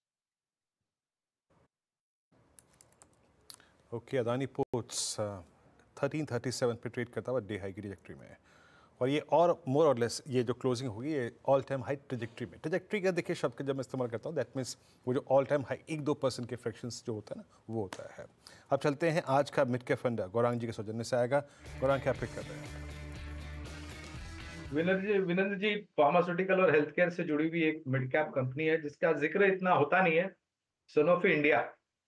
यहाँ पर बुनियादी दर के आधार पर खरीदारी की राय है और लक्ष्यांक के रूप में अगर आप हम पूछते हैं तो 8,700 तक के लक्ष्यांक सनोफी इंडिया पे हमने निर्धारित किए। ओके, सनोफी इंडिया 7980 पे आपका ये बाय कॉल है, पसंदीदा स्टॉक। और अब एक काम करता हूँ, मैं चारों के चारों जो ट्रेड्स हमने यहाँ पर उल्लेख किया उसको स्क्रीन पर देता हूँ। मानस जी ने यहाँ पर पहला ट्रेड पिक किया था सस्ता ऑप्शन 4 का चौका में और वो ट्रेड था आज इंटरग्लो एविएशन की कॉल 3600 की पर possible target of 175 on the higher side, इसको रखिएगा। राजेश सतपुते जी ने अगला एफएनओ सुपरस्टार पिक किया और वो था Ambuja cements for target of 620। उसके बाद प्रशांत सावंत जी के पास हम गए और उनका ट्रेड था आज अदानी पोस्ट 1375 1380 का टारगेट और गौरांग ने अभी कुछ देर पहले ही सनोफी इंडिया को पिक किया आपकी स्क्रीन पे और यहाँ पे लक्ष्य रखा गया है। मीनवाइल निफ्टी बैंक वहीं पर और ट्रेस हुआ थोड़ा करीब 47,747 पे। एक स्टॉक लेके आइएगा स्क्रीन पे, अभी अभी मूव अच्छा दे रहा है, वेदांता 273.50। मैं इसका जिक्र यहाँ पे इसलिए कर रहा हूँ क्योंकि 12 बजे ये आज एक्सिस सिक्योरिटीज़ की कॉल थी CNBC आवाज़ के मंच पे। अब डे हाई अभी कुछ देर पहले ही छू के आया 274.50। प्रशांत एक बार जरा वेदांता को देखिएगा, क्या ये कैरी करने लायक ट्रेड है क्या? अच्छा, प्रशांत नहीं है इस वक्त, राजेश जी से पूछते हैं। राजेश जी, आपका व्यू वेदांता पे? वीरेंद्र जी, मुझे लगता है लेके जाना चाहिए क्योंकि वेदांता कंसोलिडेट हो रहा है 270 के ऊपर, तो हम जो स्टॉप लॉस मेंटेन करेंगे वो रहेगा 267 का। आज का लो है 268, तो 1 रुपए थोड़ा नीचे रखेंगे और मुझे लगता है वीरेंद्र जी जैसे ही ये 275 पार करेगा एक अच्छी रैली मिलेगी, प्रोबेबली 285-90 तक। तो यहाँ पे कहीं ना कहीं लगता है कि काउंटर में रैली मिलनी चाहिए। ओवरऑल मेटल मेरा व्यू थोड़ा पॉजिटिव चल रहा है, तो बाय रखेंगे। स्टॉप लॉस जैसे मैंने कहा, स्टॉप लॉस आज का होगा 267। अब बात करते हैं कुछ और कंपनियों की। FY24 में QIPs इसकी बाहर आई हुई है। FY24 में करीब 70,000 करोड़ का निवेश आया है QIP से। 55 कंपनियों ने पैसा जुटाया है। इस पर डिटेल्स लेकर सुमित हाजिर है। सुमित, बताइए क्या डिटेल्स हैं आपके पास? तो एक शानदार साल रहा अगर फंड रेजिंग के लिहाज से देखा जाए, क्योंकि फाइनेंशियल ईयर की खत्म हो रहा है और फाइनेंशियल ईयर खत्म होने से पहले कुछ नंबर्स आपकी स्क्रीन पर आएंगे कि एक अच्छी बहार देखने को मिली है QIP के जरिए फंड रेजिंग को लेकर। करीब करीब 70,000 करोड़ रुपए, 68,933 crore to be very precise, ये नंबर रेज किया गया है QIP के जरिए, जो कि पिछले साल जो लोस थे करीब 7,600 करोड़ रुपए के आसपास पिछले साल रेज किया गया था, तो उसके सामने बहुत स्ट्रॉन्ग ये साल हमने देखा है। और एक अच्छी मांग, बाजार की स्थितियां बेहतर रही हैं, एक अच्छी डिमांड आते हुए दिखाई पड़ रही है, वो बढ़िया ट्रिगर रहा। PSU बास्केट, PSU बैंकों ने इस बार जोरदार तेजी दिखाई है QIP में फंड रेज करने को लेकर। करीब करीब 18,500 करोड़ रुपए के आसपास के फंड रेज किए गए और 55 कंपनियों की तरफ से फंड रेज होते हुए दिखाई पड़े, अलग अलग सेक्टर की तरफ से। कुछ नंबर्स, FY24 में करीब करीब 70,000 करोड़ रुपए के आसपास के QIPs आए हैं, जिसमें अलग अलग कंपनियों ने पार्टिसिपेट किया, 55 कंपनियों ने। FY23 में यही कंपनियां करीब करीब 7,619 करोड़ था, यानी कि 9 कंपनियों की तरफ से 7,619 करोड़ रुपए के आसपास के फंड पिछले साल रेस होते हुए दिखाई पड़े थे। FY22 में ये नंबर था 28,532 करोड़ रुपए के आसपास, जो कि 29 कंपनियों ने रेस किया था। FY21 में करीब 31 कंपनियों ने 78,000 करोड़ रुपए रेस किया था और FY20 में 13 कंपनियों ने 51,000 करोड़ रुपए रेस किया था। तो एक बढ़िया पूंजी वापस प्री कोविड लेवल के आसपास कहीं आते हुए दिखाई पड़ी है। कुछ सक्सेसफुल QIPs के बाद उनके स्टॉक की तरफ से एक स्ट्रॉन्ग रिएक्शन आया। मिसाल तौर पे इंडियन होटल 190% चल चुका है अपने QIP के भाव से लेकर आज तक। ऑर्किड फार्मा करीब 152%, उज्जीवन स्मॉल फाइनेंस बैंक रफली 114% के आसपास की बढ़त। सुजलॉन एक स्ट्रॉन्ग QIP डिमांड और उसके बाद 100% का रिटर्न। बैंक ऑफ महाराष्ट्र 100% करीब चल चुका है। डेटा पैटर्न 90% के आसपास की तेजी इसमें QIP के भाव से देखने को मिली है। कुछ ऐसे दाम भी हैं जो कि QIP से बहुत नीचे कामकाज कर रहे हैं। मिसाल तौर पे हैप्पीस्ट माइंड 22% नीचे है QIP के जो दाम तय किए गए थे उससे। IDFC फर्स्ट एक बड़ा मर्जर यहाँ पर पेंडिंग है। 18% के आसपास का यहाँ पर भी डिस्काउंट है। सैटिन क्रेडिट केयर 12% अपने QIP के दाम से नीचे कामकाज कर रहा है। चोलामंडलम 6-6.5% के आसपास की गिरावट यहाँ है। बजाज फाइनेंस 5% और स्वान एनर्जी रफली 3% के आसपास ये भी अपने QIP के दाम से नीचे कामकाज करता हुआ दिखाई पड़ रहा है। तो ओवरऑल ये एक साल बेहतरीन साल कह सकते हैं फंड रेजिंग को लेकर, जहाँ पे सरकारी खेमे में या नॉन सरकारी खेमे की तरफ से एक स्ट्रॉन्ग फंड रेजिंग होते हुए दिखाई पड़ी है।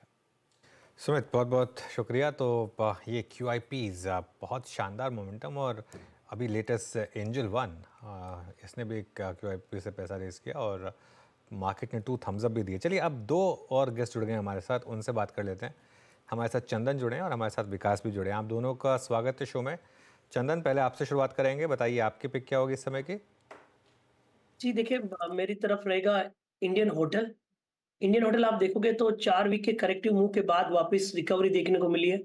कल के दिन यहाँ पे एक बुलिश एनगल्फिंग पैटर्न बना और टेक्निकली स्पीकिंग यहाँ पे पोलिंग फ्लैग पैटर्न के ब्रेकआउट देखने को मिलेंगे।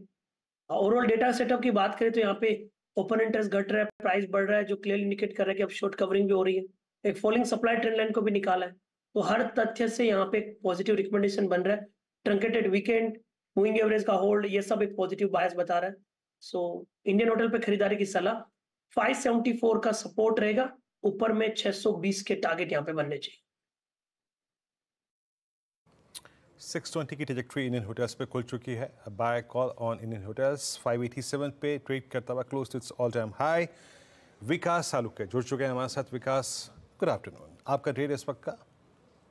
इंद्र जी, तो ओवरऑल यहाँ पे अगर देखो तो कुछ स्टॉक में एक अच्छा मोमेंटम है। उसमें यूनाइटेड स्पिरिट यहाँ पे हमने देखा है कि आज पूरे दिन में एक अच्छा मोमेंटम कैरी करते हुए देखने मिल रहा है और लॉन्ग टर्म मूविंग एवरेज के ऊपर ये अच्छे से सेटल होते हुए देखने मिल रहा है लास्ट 3 ट्रेडिंग सेशन में। तो मुझे लगता है यहाँ से ऊपर में जो टारगेट निकल कर है 1190 का टारगेट यहाँ पे आते हुए देखने मिलेगा। नीचे में 50 DMA का एक स्ट्रॉन्ग सपोर्ट आज के दिन में भी देखने मिला है 1120 का। तो 1120 के स्टॉप लॉस से यूनाइटेड स्पिरिट को यहाँ पे बाय करना है 1190 के लिए। तो ऊपर में मुझे लगता है एक अच्छा खासा मूव यहाँ पे कंसीडर होते हुए देखने मिलेगा। वीकली चार्ट में भी एक अच्छा एक ब्रेकआउट दे चुका है ये काउंटर जो डाउनवर्ड ट्रेंड लाइन का है। तो मुझे लगता है कि 1 से 2 दिन में एक अच्छा मूव यहाँ पे देखने मिल सकता है। चलिए, बैंक निफ्टी अब थोड़ा सा प्रेशर में आ रहा है और डी लो की ट्रैजेक्टरी में बैंक निफ्टी इस समय 46,717। अब देखते हैं यहाँ पर क्या मूव बनेगा। एक बार 46,643 था वैसे डे लो, लेकिन वो शायद वहाँ से थोड़ी सी रिकवरी है, लेकिन अभी भी डे लो के करीब ही है बैंक निफ्टी। बैंक निफ्टी में क्लियरली मोमेंटम मिसिंग है और शायद ये एक एक्सपायरी फैक्टर यहाँ पर प्ले आउट हो रहा है। ICICI बैंक, और एक बार बैंक निफ्टी कंट्रीब्यूशन देख लेते हैं इनफैक्ट, क्योंकि अगर रिकवरी आनी है तो उसको थोड़ा सा ICICI बैंक को पुश लगाना पड़ेगा। अभी के लिए SBI, bank of Baroda, PNB और ICICI bank. Mainly weakness PSU बैंकों में है और उसमें आप ICICI बैंक जोड़ दीजिए। ऑयल मार्केटिंग कंपनीज के शेयरों में थोड़ी सी profit booking I.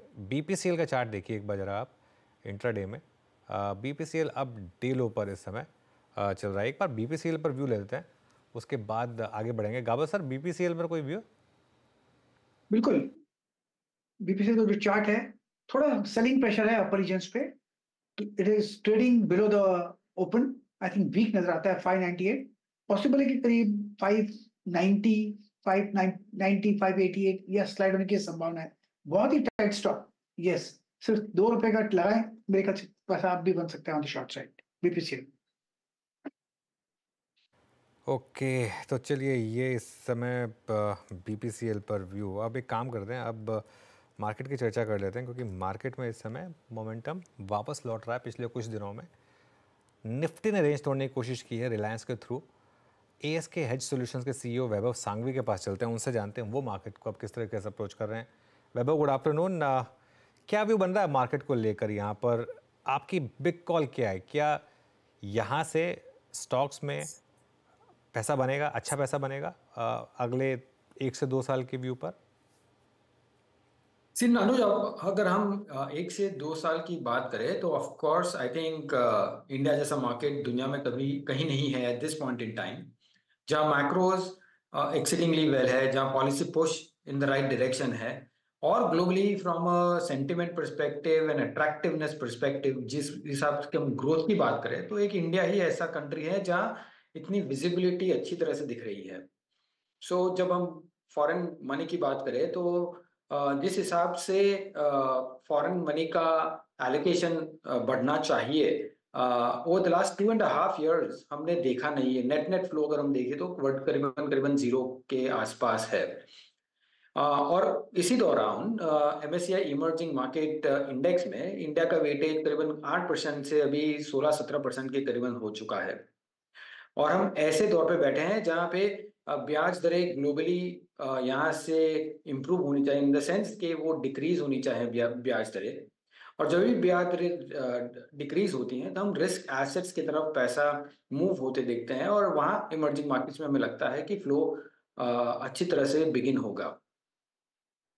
After considering all this fundamentals in place, flow भी पॉजिटिव लग रही है, तो नेक्स्ट 2 years की अगर बात करें तो मार्केट अच्छे सिचुएशन में दिख रही है। Of course short term volatility रहेगी। अच्छा, एक और जो चीज़ मार्केट में मेन डिस्कशन का पॉइंट रहा था कि मिड कैप स्मॉल कैप में बहुत बड़ा क्या बबल बन गया था। पिछले 3 हफ्ते में हमने एक डिसेंट करेक्शन देखा है मिड कैप स्मॉल कैप में, SMEs में, माइक्रो कैप्स में। अब क्या व्यू बन रहा है यहाँ पर वैभव? आई थिंक अनुज, हम कंटिन्यूड रहेंगे in terms of our cautious approach on mid small cap stocks. Of course जो कंपनीज में अर्निंग्स मोमेंटम है, अर्निंग्स सपोर्ट कर रहे हैं और उनके वैल्यूएशंस थोड़े एक्सपेंसिव है, we are comfortable with that. But otherwise पूरे बास्केट में अगर हम वैल्यूएशन ओवरऑल देखते हैं तो अभी निफ्टी के करीबन वो काफी अच्छी प्रीमियम पे चल रहे हैं। इफ यू सी पास्ट में वो निफ्टी के डिस्काउंट में चल रहे थे काफी। सो वैल्यूएशन के हिसाब से कंपैरिजन में हमें लगता है कि लार्ज कैप अभी भी बेटर बेट है। और ऐसे पीरियड में जब हम एक्सपेक्ट कर रहे हैं कि FPI फ्लोज रिज्यूम होंगे तो लार्ज कैप में सबसे पहला इंटरेस्ट आएगा और वहां ही मोमेंटम हम देख सकते हैं, at least in the next immediate term. Okay Vaibhav ji नमस्कार, वीरेंद्र बोल रहा हूँ दिल्ली स्टूडियो से। एक थीम जो कि पुरजोर तरीके से चल रही है और कन्विक्शन हायर लेवल्स पे अभी भी अगर आप बाजार का देखें वो परसिस्ट कर रहा है, that's aviation, travels, tourism, Indian Hotels एक बार फिर से अपनी ऑल टाइम हाई ट्रैजेक्टरी पे, IndiGo at all time high. मेरे स्क्रीन पे भी एक मिड कैप स्टॉक अपीयर हुआ था, Taj GVK at all time high, बड़ा इंट्राडे गेन। आपका व्यू इस स्पेस पे, स्पेशली जब एक बार फिर से ये आपका हॉलीडे सीजन बिगिन हो रहा है, आपका व्यू इस स्पेस पे इस वक्त क्या है? See, I think travel and tourism अगर ओवरऑल सेक्टर देखते हैं तो एक बहुत ही इंटरेस्टिंग पहलू है कि कंज्यूमर स्पेंडिंग की जब हम बात करते हैं तो काफी स्पेंडिंग, इंक्रीमेंटल स्पेंडिंग वो एक्सपीरियंसेस में जा रहे हैं, मीनिंग कि वो ट्रैवल एंड टूरिज्म में स्पेंड कर रहे हैं बाहर, whether you call it as leisure tourism या whether you call it as spiritual tourism. हर एक किस्म के टूरिज्म में एक्चुअली पैसा जा रहा है rather than spending on patterns like consumer staples. So वो एक इंटरेस्टिंग चेंज देख रहे हैं हम कंज्यूमर बिहेवियर में, और हमें लगता है कि ये बिहेवियर आई थिंक कंटिन्यूड रहेगा going forward as well. So from a overall sectoral perspective I think travel and tourism और उसके एंसिलरीज जितने भी सेक्टर्स हैं वहाँ आई थिंक बिजनेस मोमेंटम काफी अच्छा रहना चाहिए। सो आप अपनी रिसर्च करके स्टॉक्स देखिएगा, but overall basis I think stock the sector looks pretty good. Okay, strong conviction है यहाँ पर वैभव जी का भी, और स्टे लॉन्ग की अप्रोच शायद यहाँ पे, हालांकि स्टॉक सिलेक्शन ये आप पे निर्भर करता है। ये जो मिड कैप में जो डिप आया था और एक वाइल्ड लॉसेस थे 20-30% के स्लाइड, उस बीच में एक चीज़ और हुई थी बाबू जी कि दो आई थिंक NBFCs पे जब RBI का चाबुक चला, आई थिंक जब एक्शन आया उसने थोड़ा सा NBFCs का मूड ख़राब किया। लार्ज कैप NBFCs पे भी प्राइस डैमेजेस काफ़ी हुए थे, but thanks to I think कुछ HFCs जो कि अच्छी रहीं, एंड स्पेशली गोल्ड फाइनेंस कंपनियाँ जो कि गोल्ड की स्ट्रेंथ को देखते हुए रिएक्शन दे रही हैं स्ट्रॉन्ग। आप NBFCs में कहाँ पर इस वक्त सिलेक्टिवली लॉन्ग और स्ट्रॉन्ग भी होल्ड करते हैं वैभव जी? आई थिंक जब NBFCs की बात करें तो हम एक पहलू जो NBFCs का है इन terms of cost of funds और द सेगमेंट ऑफ ग्रोथ, ये दोनों हम मिस नहीं कर सकते इन टर्म्स ऑफ द डिस्कशन। अगर हम सेगमेंट ऑफ ग्रोथ की बात करते हैं तो जो पर्सनल लोन में जो पर्सनल काइंड ऑफ कोई भी नेचर हो उनके इन टर्म्स ऑफ द डिसबर्सल, वहां पे हम देख रहे हैं कि थोड़ा cautious from a regulatory side हो रहा है, और इसी दौरान कॉस्ट ऑफ फंड्स इतने नीचे भी नहीं आ रहे हैं जो हाई, सो विच मीन्स कि जो हायर मार्जिन्स लोन थे वो आई थिंक वो रिड्यूस होंगे, कॉस्ट ऑफ फंड्स उतने ही रहेंगे या फिर थोड़ा ज्यादा हो रहा है, तो स्प्रेड्स में भी थोड़ा आपका प्रेशर होना चाहिए। ऑफ कोर्स क्रेडिट क्वालिटी एक चीज है जो काफी स्टडी है, बट ऑन ओवरऑल बेसिस जब हम ग्रोथ की बात करते हैं तो हमें लगता है कि यहाँ नंबर्स डाउनग्रेड होने चाहिए गोइंग फॉरवर्ड। ऑफ कोर्स मैं ट्रेडिंग बेट्स की बात नहीं कर रहा हूँ, बट डायरेक्शनली हम देखें तो एनबीएफसी एक ऐसा सेक्टर है जहाँ प्रेशर इंक्रीमेंटली और on a marginal basis I think हो सकता है, so we will probably avoid on an overall sector basis. Meanwhile mid cap index red में आया और बैंक निफ्टी भी अब 46,700 के नीचे आया, तो क्लोज थोड़ी सी ख़राब हुई। और निफ्टी भी देखिए अब वो वापस उस जोन में आ गया, जैसे हम कह रहा था कि वो कन्विक्शन संभव था नहीं, इवन तो गया था उस लेवल के ऊपर, वो पूरा का पूरा रिलायंस से स्पॉन्सर्ड था, वरना निफ्टी में भी वो दम था नहीं। 22,118 पर एक बार अब वापस आता हुआ बैंक निफ्टी 46,700 पर। वैभव, इस मार्केट को अगर किसी ने सबसे ज़्यादा तंग किया है तो वो है large cap banks, specially large private bank जैसे कि HDFC बैंक फॉर एग्जांपल। यहाँ पर कितने टाइम तक अब लोगों को पेशेंस रखनी पड़ेगी और क्या लोग पेशेंस रखेंगे, specially large institutions? I think Anuj, overall private sector banks have been a little pain point, और इसी के कारण हम देख रहे हैं कि जो valuation difference between public sector banks और प्राइवेट सेक्टर बैंक्स है वो काफी कुछ नैरो हो चुके हैं। नाउ यहाँ पे हमें लगता है कि incrementally news on an overall sector basis आ चुके हैं, in the sense best of the credit cycle we are already through, best of the margin हमने ऑलरेडी देख चुके हैं। इंक्रीमेंटली हम आप देख रहे हैं कि on a specific sectoral basis disincentive और रिस्क वेट इंक्रीज किए हुए हैं, so from a spreads perspective also वो थोड़ी प्रेशर आ सकती है। so as against a consensus view जहाँ valuations on one side looks much better than the previous averages, but from a growth perspective और काफी other elements को देखते हैं तो वहाँ हमें प्रेशर कंटिन्यू दिख रहा है, और इसी के कारण हम actually from an overweight to neutral कर रहे हैं और न्यूट्रल पे ही चल रहा है। So on an overall banking sector I think tactical plays हो सकते हैं, but I think for a structural story to again come up, हम वेट करेंगे क्रेडिट ग्रोथ की और बेटर क्रेडिट ग्रोथ का और stability in the margins as well. कहाँ पर आपका कन्विक्शन इस समय सबसे स्ट्रांग है करेक्शन के बाद, जहाँ पर आप अपने एग्जिस्टिंग पोर्टफोलियो में ऐड करना चाहेंगे, या अगर आपने मिस कर दी थी पिछली रैली तो उसमें फ्रेश स्टॉक्स लेना चाहेंगे?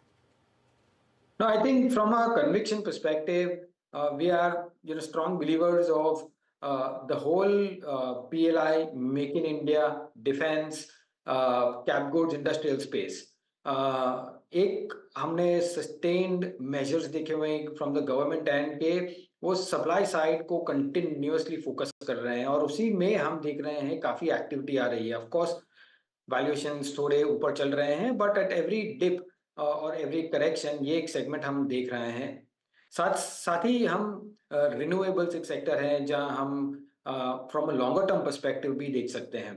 ऑल्सो लास्टली अगर मॉनसून्स ठीक बैठते हैं तो rural stories, rural linked stories एक है जो काफी एक्शन में आ सकता है गोइंग फॉरवर्ड, बट उसके लिए हम वेट करेंगे for the monsoon to kind of be good. Okay, exactly मैं आई थिंक यही प्रश्न अब जिस दिमाग में बिठा के बैठा था, रूरल का जैसे अपने शब्द का इस्तेमाल किया और मॉनसून का इस्तेमाल किया, FMCG मैं पूछना चाह रहा था। FMCG सिलेक्टिवली Q3 में बहुत अच्छा रहा था और सिलेक्टिवली अगर आप देखें ख़राब भी रहा। I mean companies like HUL price damages हुए यहाँ पर, मैरिको, डाबर, वहीं ब्रिटानिया ने काफ़ी अच्छा किया, टाटा कंज्यूमर ने अच्छा किया, अब गोदरेज CP ने काफ़ी स्ट्रॉन्ग नंबर्स दिए थे। आप FMCG को कैसे क्या व्यू रखते हैं इस वक्त? एंड अगर आप आईटीसी पे कंफर्टेबल हो कुछ कमेंट्स देने में तो जरूर कीजिएगा। Vaibhav ji. See, Virendra, I think larger sectoral call अगर हम देखते हैं, लास्ट क्वार्टर की कमेंट्री भी देखते हैं, तो हम एक क्लियर डिस्टिंक्ट प्रेशर देख रहे हैं from a demand perspective. Demand perspective of course जो प्रेशर होने के बावजूद I think raw material prices ऐसे कोई नीचे नहीं आ रहे हैं along with the advertising expenses. साथों साथ मैंने जैसे थोड़ा जिक्र किया था अर्लियर जब ट्रैवल एंड टूरिज्म का क्वेश्चन आपने पूछा कि एक कंजम्पशन में there is a distinct change जिस हिसाब से इंक्रीमेंटल मनी जो स्पेंड हो रहा है टुवर्ड्स एक्सपीरियंसेस हो रहे हैं, और इसीलिए कंज्यूमर स्टेपल्स की ऑन एन ओवरऑल ग्रोथ थोड़ी वीक है। एंड लास्टली के जो अनऑर्गेनाइज्ड प्लेयर्स जो कोविड के बाद हमने देखे थे कि काफी वीड आउट हो गए थे, I think that unorganised competition also is coming back, और इसी के कारण वॉल्यूम ग्रोथ में काफी प्रेशर है। अगर वॉल्यूम ग्रोथ में प्रेशर है और सबको मार्केट शेयर ग्रैब करना है तो हमें लगता है कि मार्जिन प्रेशर भी कंटिन्यूस रहेंगे। सो इसीलिए let's wait for the rural recovery to happen, let's wait कि मॉनसून ठीक बैठते हैं, उसी के बाद हम ये सेगमेंट प्रॉबेबली कंस्ट्रक्टिवली देख सकेंगे। ओके वैभव जी, एक प्रश्न और पूछूंगा आपसे, आई थिंक ये पॉसिबल लास्ट प्रश्न होगा मेरी तरफ से। रियलिटी में आई मीन एक डिप आया था Q3 नंबर्स के बाद, थोड़ा बहुत डिप आया था, हालांकि बाजार ने उसको हाथों हाथ दिया, लेकिन मीनवाइल इससे संबंधित रियल एस्टेट एंसिलरी में बहुत स्ट्रॉन्ग हुआ है। इनफैक्ट कुछ एक दो प्राइस शार्प फॉल भी हुए थे, कुछ इंसिडेंट्स ऐसे थे, आई मीन कुछ खबरों के मद्देनज़र, बट हाथों हाथ लिया बाजार ने। फॉर इंस्टेंस पॉलीकैब, आपका रियल एस्टेट एंसिलरी पे और रियल एस्टेट पे दोनों पे से ज़्यादा कन्विक्शन किस पे है? आई थिंक ज़्यादा conviction of course real estate ancillaries पे है, बिकॉज रियल एस्टेट कंपनीज की अगर बात करें और रियल एस्टेट प्राइजेस की बात करें, दोनों अलग है हमारे हिसाब से। इनफैक्ट रियल एस्टेट प्राइजेस हमें लगता है कि ज़्यादा नीचे नहीं आएंगे, but as compare to real estate companies के शेयर प्राइजेस की बात करते हैं तो हमें लगता है कि वैल्यूएशंस काफ़ी फुल है। अर्लियर जो कंपनीज NAV के हिसाब से ट्रेड होती थी, आजकल price to sales, price to pre sales, अलग अलग मैट्रिक्स पे ट्रेड होने लगी है। सो उसके कारण हम इतने कंफर्टेबल नहीं हैं, और इसीलिए हमें लगता है कि रियल एस्टेट एंसिलरीज ऑलवेज हमें उनकी बॉयंसी में 2-3 साल लगते हैं lag in terms of real estate sales से उनकी डिमांड में बढ़ोतरी होने के लिए। हम लास्ट 2 साल में जिस हिसाब से रियल एस्टेट में मोमेंटम आई है फ्रॉम सेल्स, हमें लगता है अभी टाइम है एंसिलरीज में फोकस करने का। ऑलराइट वैभव, बहुत बहुत शुक्रिया आज हमारे साथ जुड़ने के लिए और हमसे इन सभी सेक्टर्स पर और मार्केट से बात करने के लिए। Thank you. चलिए अब कल की तैयारी करते हैं, BTST कॉल्स लेते हैं, डीलिंग रूम, और उसके बाद हमारी स्ट्रैटेजी पर भी आएंगे। काबा सर बताइए क्या कैरी करेंगे कल के लिए? कल के लिए लॉन्ग होना चाहिए, और स्टॉक का नाम है सिंजीन। रेसिस्टेंस है यहाँ पर, लेकिन मुझे लगता है अब भी अपमूव है। यहाँ पर ट्रेड कर रहा है 712 पे सिंजीन, स्टॉप हो गया सिर्फ 3 रुपए का, ज्यादा नहीं। On the upside target 725 Syngene. Okay 725 के टारगेट, 709 के करीब का स्टॉप लॉस लगाए यहाँ पर। चंदन आप क्या कैरी करेंगे? जी मैं कैरी करना चाहूंगा यहाँ पे टाइटन को। टाइटन में काफी अच्छी रिकवरी पिछले 2-3 दिन में देखने को मिली है, और ये वी शेप रिकवरी है। स्टॉक ने लगभग 3824 से लेके नीचे में 3550 तक का डिक्लाइन देखा, और वापस रिकवरी भी उसी हिसाब से हो रही है। कहीं ना कहीं गोल्ड के प्राइसेस में जो स्पट है उसकी वजह से भी यहाँ पे पॉजिटिव मूव बनने चाहिए। और 3680 के स्टॉप लॉस से खरीदारी की सलाह, 3880 तक के 3980 तक के टारगेट यहाँ पे बनने चाहिए। ओके टाइटन पे बाय कॉल 3750 का अगर आप देखें यहाँ पे लक्ष्य है। अमित जी आपका ट्रेड?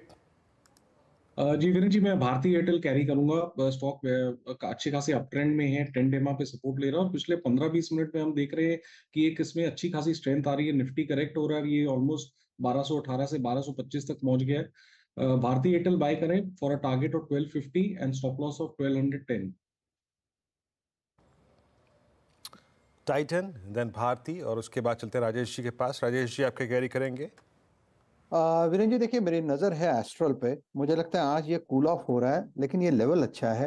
मुझे लगता है ये 1990 2000 ये इसका एक्यूमुलेशन लेवल है, तो Astral is a buy. Stop loss रहेगा 1975 का, और मेरा जो स्विंग का टारगेट है इसका वो रहेगा 2060 से लेके 2080।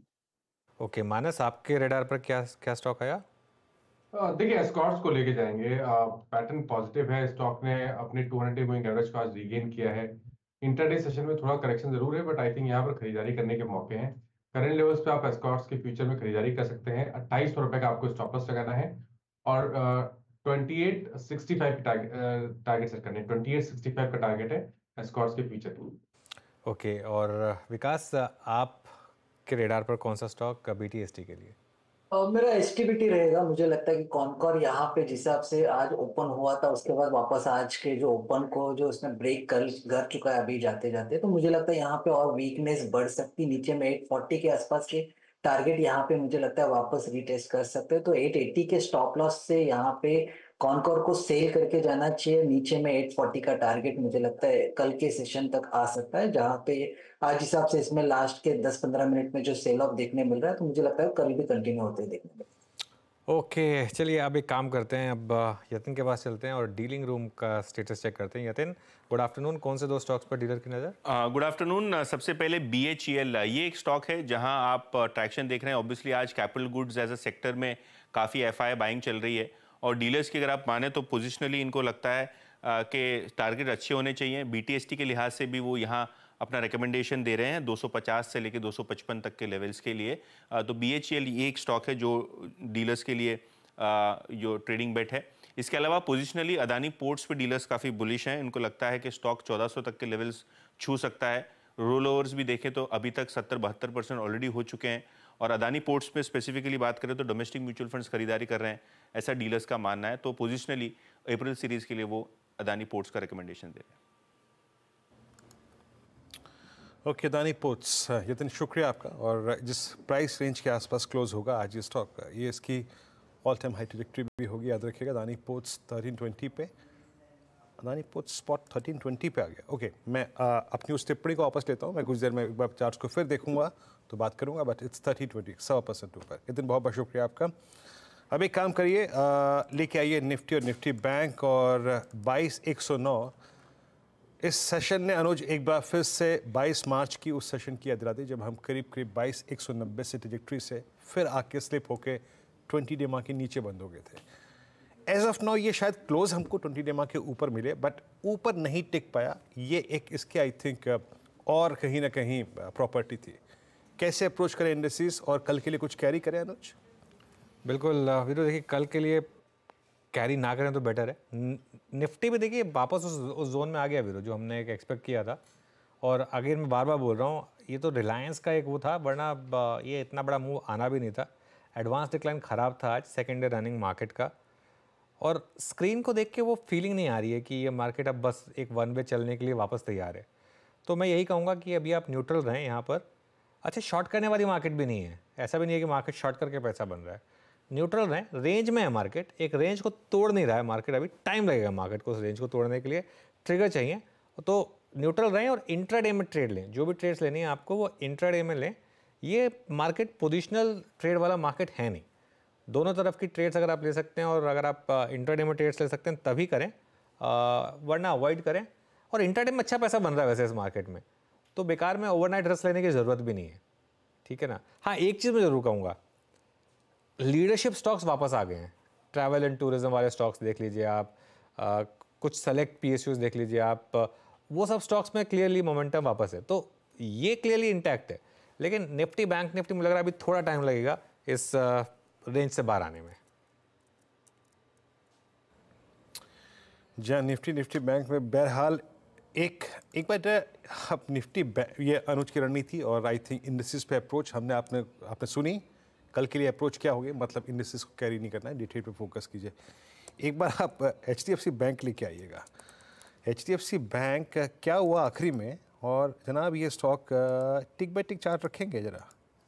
यस, 1434 से करीब 1444 पे, और वही एक कारण रहा कि निफ्टी बैंक 313 पे लगभग 46,680 पे था और 811 पे आ गया। HDFC बैंक इंटरेस्टिंग, बट मैं आई थिंक इसे ट्रेडिंग पॉइंट ऑफ व्यू से कंसिडर नहीं करूंगा। अगर कंसिडर करना भी होगा तो कल बाजार खुलने के बाद। नहीं वीरो, ये एक्सपायरी मूव है, कुछ ये एक्सपायरी मूव है। प्योर एकदम से एक्सपायरी हो गया, इसलिए कह रहा हूँ रिकंसिडर करो। हाँ एकदम से मूव आया बैंक निफ्टी में बिल्कुल, और 46,800 क्रॉस किया। हालांकि एक्सपायरी देखिए 46,800 की कॉल जीरो है, ठीक है ना, तो वो ऐसा कुछ नहीं है कि आपको कुछ ये फाइनल जो एडजस्टेड क्लोज है, क्योंकि वो वीवैप बेस्ड होता है, वो अनलेस अब एकदम से लास्ट के 10 मिनट में और कोई मोमेंटम आ जाए, ये 46,800 वाला 46,900 हो जाए, अनलेस ऐसा कुछ हो, तब तक ये 46,800 की कॉल लेकर आइए, वो जीरो हो चुकी है कॉल ऑलमोस्ट। तो वो मेरे ख्याल से आपको बता रहा है कि हाँ ₹1 के करीब है, तो सेटलमेंट तो यहीं होगी मोर और लेस, बट हाँ लास्ट के कुछ मिनटों में एकदम से HDFC बैंक की वजह से मूव आया ज़रूर, ये इंटरेस्टिंग है। खैर पूरा का पूरा एक्सपायरी मूव है। बिल्कुल, और मैं इसलिए कहता कि इसे मैं कंसिडर नहीं कर रहा हूँ, लेकिन हाँ बात करनी होगी HDFC बैंक पे, तो कल जब एक बार बाजार खुल जाएगा तो अनुज और मैं फिर आके इस पर बात करेंगे।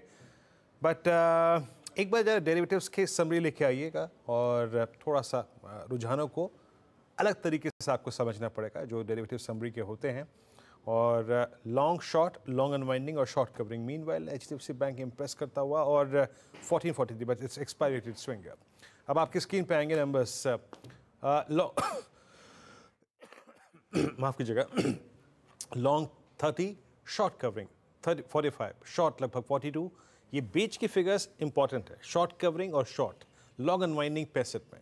अब लॉन्ग अनवाइंडिंग को देखने का आपका दूसरा नजरिया है। अब करंट सीरीज में जहाँ पे प्रॉफिट बुक होके नेक्स्ट सीरीज में जा रहा है, तो वो भी प्रॉफिट बुकिंग में आएगा। Reliance star of the day, I think लगभग 2 बजे तक का जो सेशन था, अगर किसी ने अपने ग्रिप में रखा हुआ था तो इट वॉज रिलायंस 2.25%, 3% ऊपर। Siemens at all time high, Godrej consumer, Max financial, Tata chemical, आज सभी काउंटर्स में काफ़ी स्ट्रॉन्ग मूव था, डे हाई की ट्रैजेक्टरी बंद होते हुए स्टॉक्स। Short covering ABB India all time high, star of this I think entire series March का, 5.5% ऊपर। Info Edge, Metropolis health care, Indian Hotels एक बार फिर से अपनी क्लोजिंग जो ये इसकी ऑल टाइम हाई ट्रैजेक्टरी पे है। Dixon technologies all time high. Short कहाँ था? कोलगेट पे था, SRF पे था, PFC पे, क्रॉम्पटन पे, कोल इंडिया पे आज शॉर्ट था। और नेक्स्ट स्लाइड लिखिए, ये लॉन्ग अनवाइंडिंग कहाँ पे हुई मैं बताता हूँ आपको। REC में लॉन्ग अनवाइंडिंग थी, NMDC में थी, जुबिलेंट में फूड थी, पिरामिड एंटरप्राइजेस में थी, और UPL 2.25% नीचे। आई थिंक ये इस दौर के फिर एक बार लोवेस्ट ट्रैजेक्टरी बंद हुआ। बट आज रिलायंस का दबदबा था और ABB का दबदबा था, और नौकरी जो 5% ऊपर है, आज सुबह सुबह माइनस की कॉल थी। बट HDFC बैंक 1443 पे, अगर किसी ने 46,800 की कॉल बेची होगी तो वो शायद उतना, खैर अभी इम्पैक्ट नहीं पड़ेगा, बट HDFC बैंक थोड़ा सा डिफरेंशियल क्रिएट करता हुआ। अनुज बिल्कुल वीरू, थोड़ा सा इनफ्लोज का भी एडजस्टमेंट है।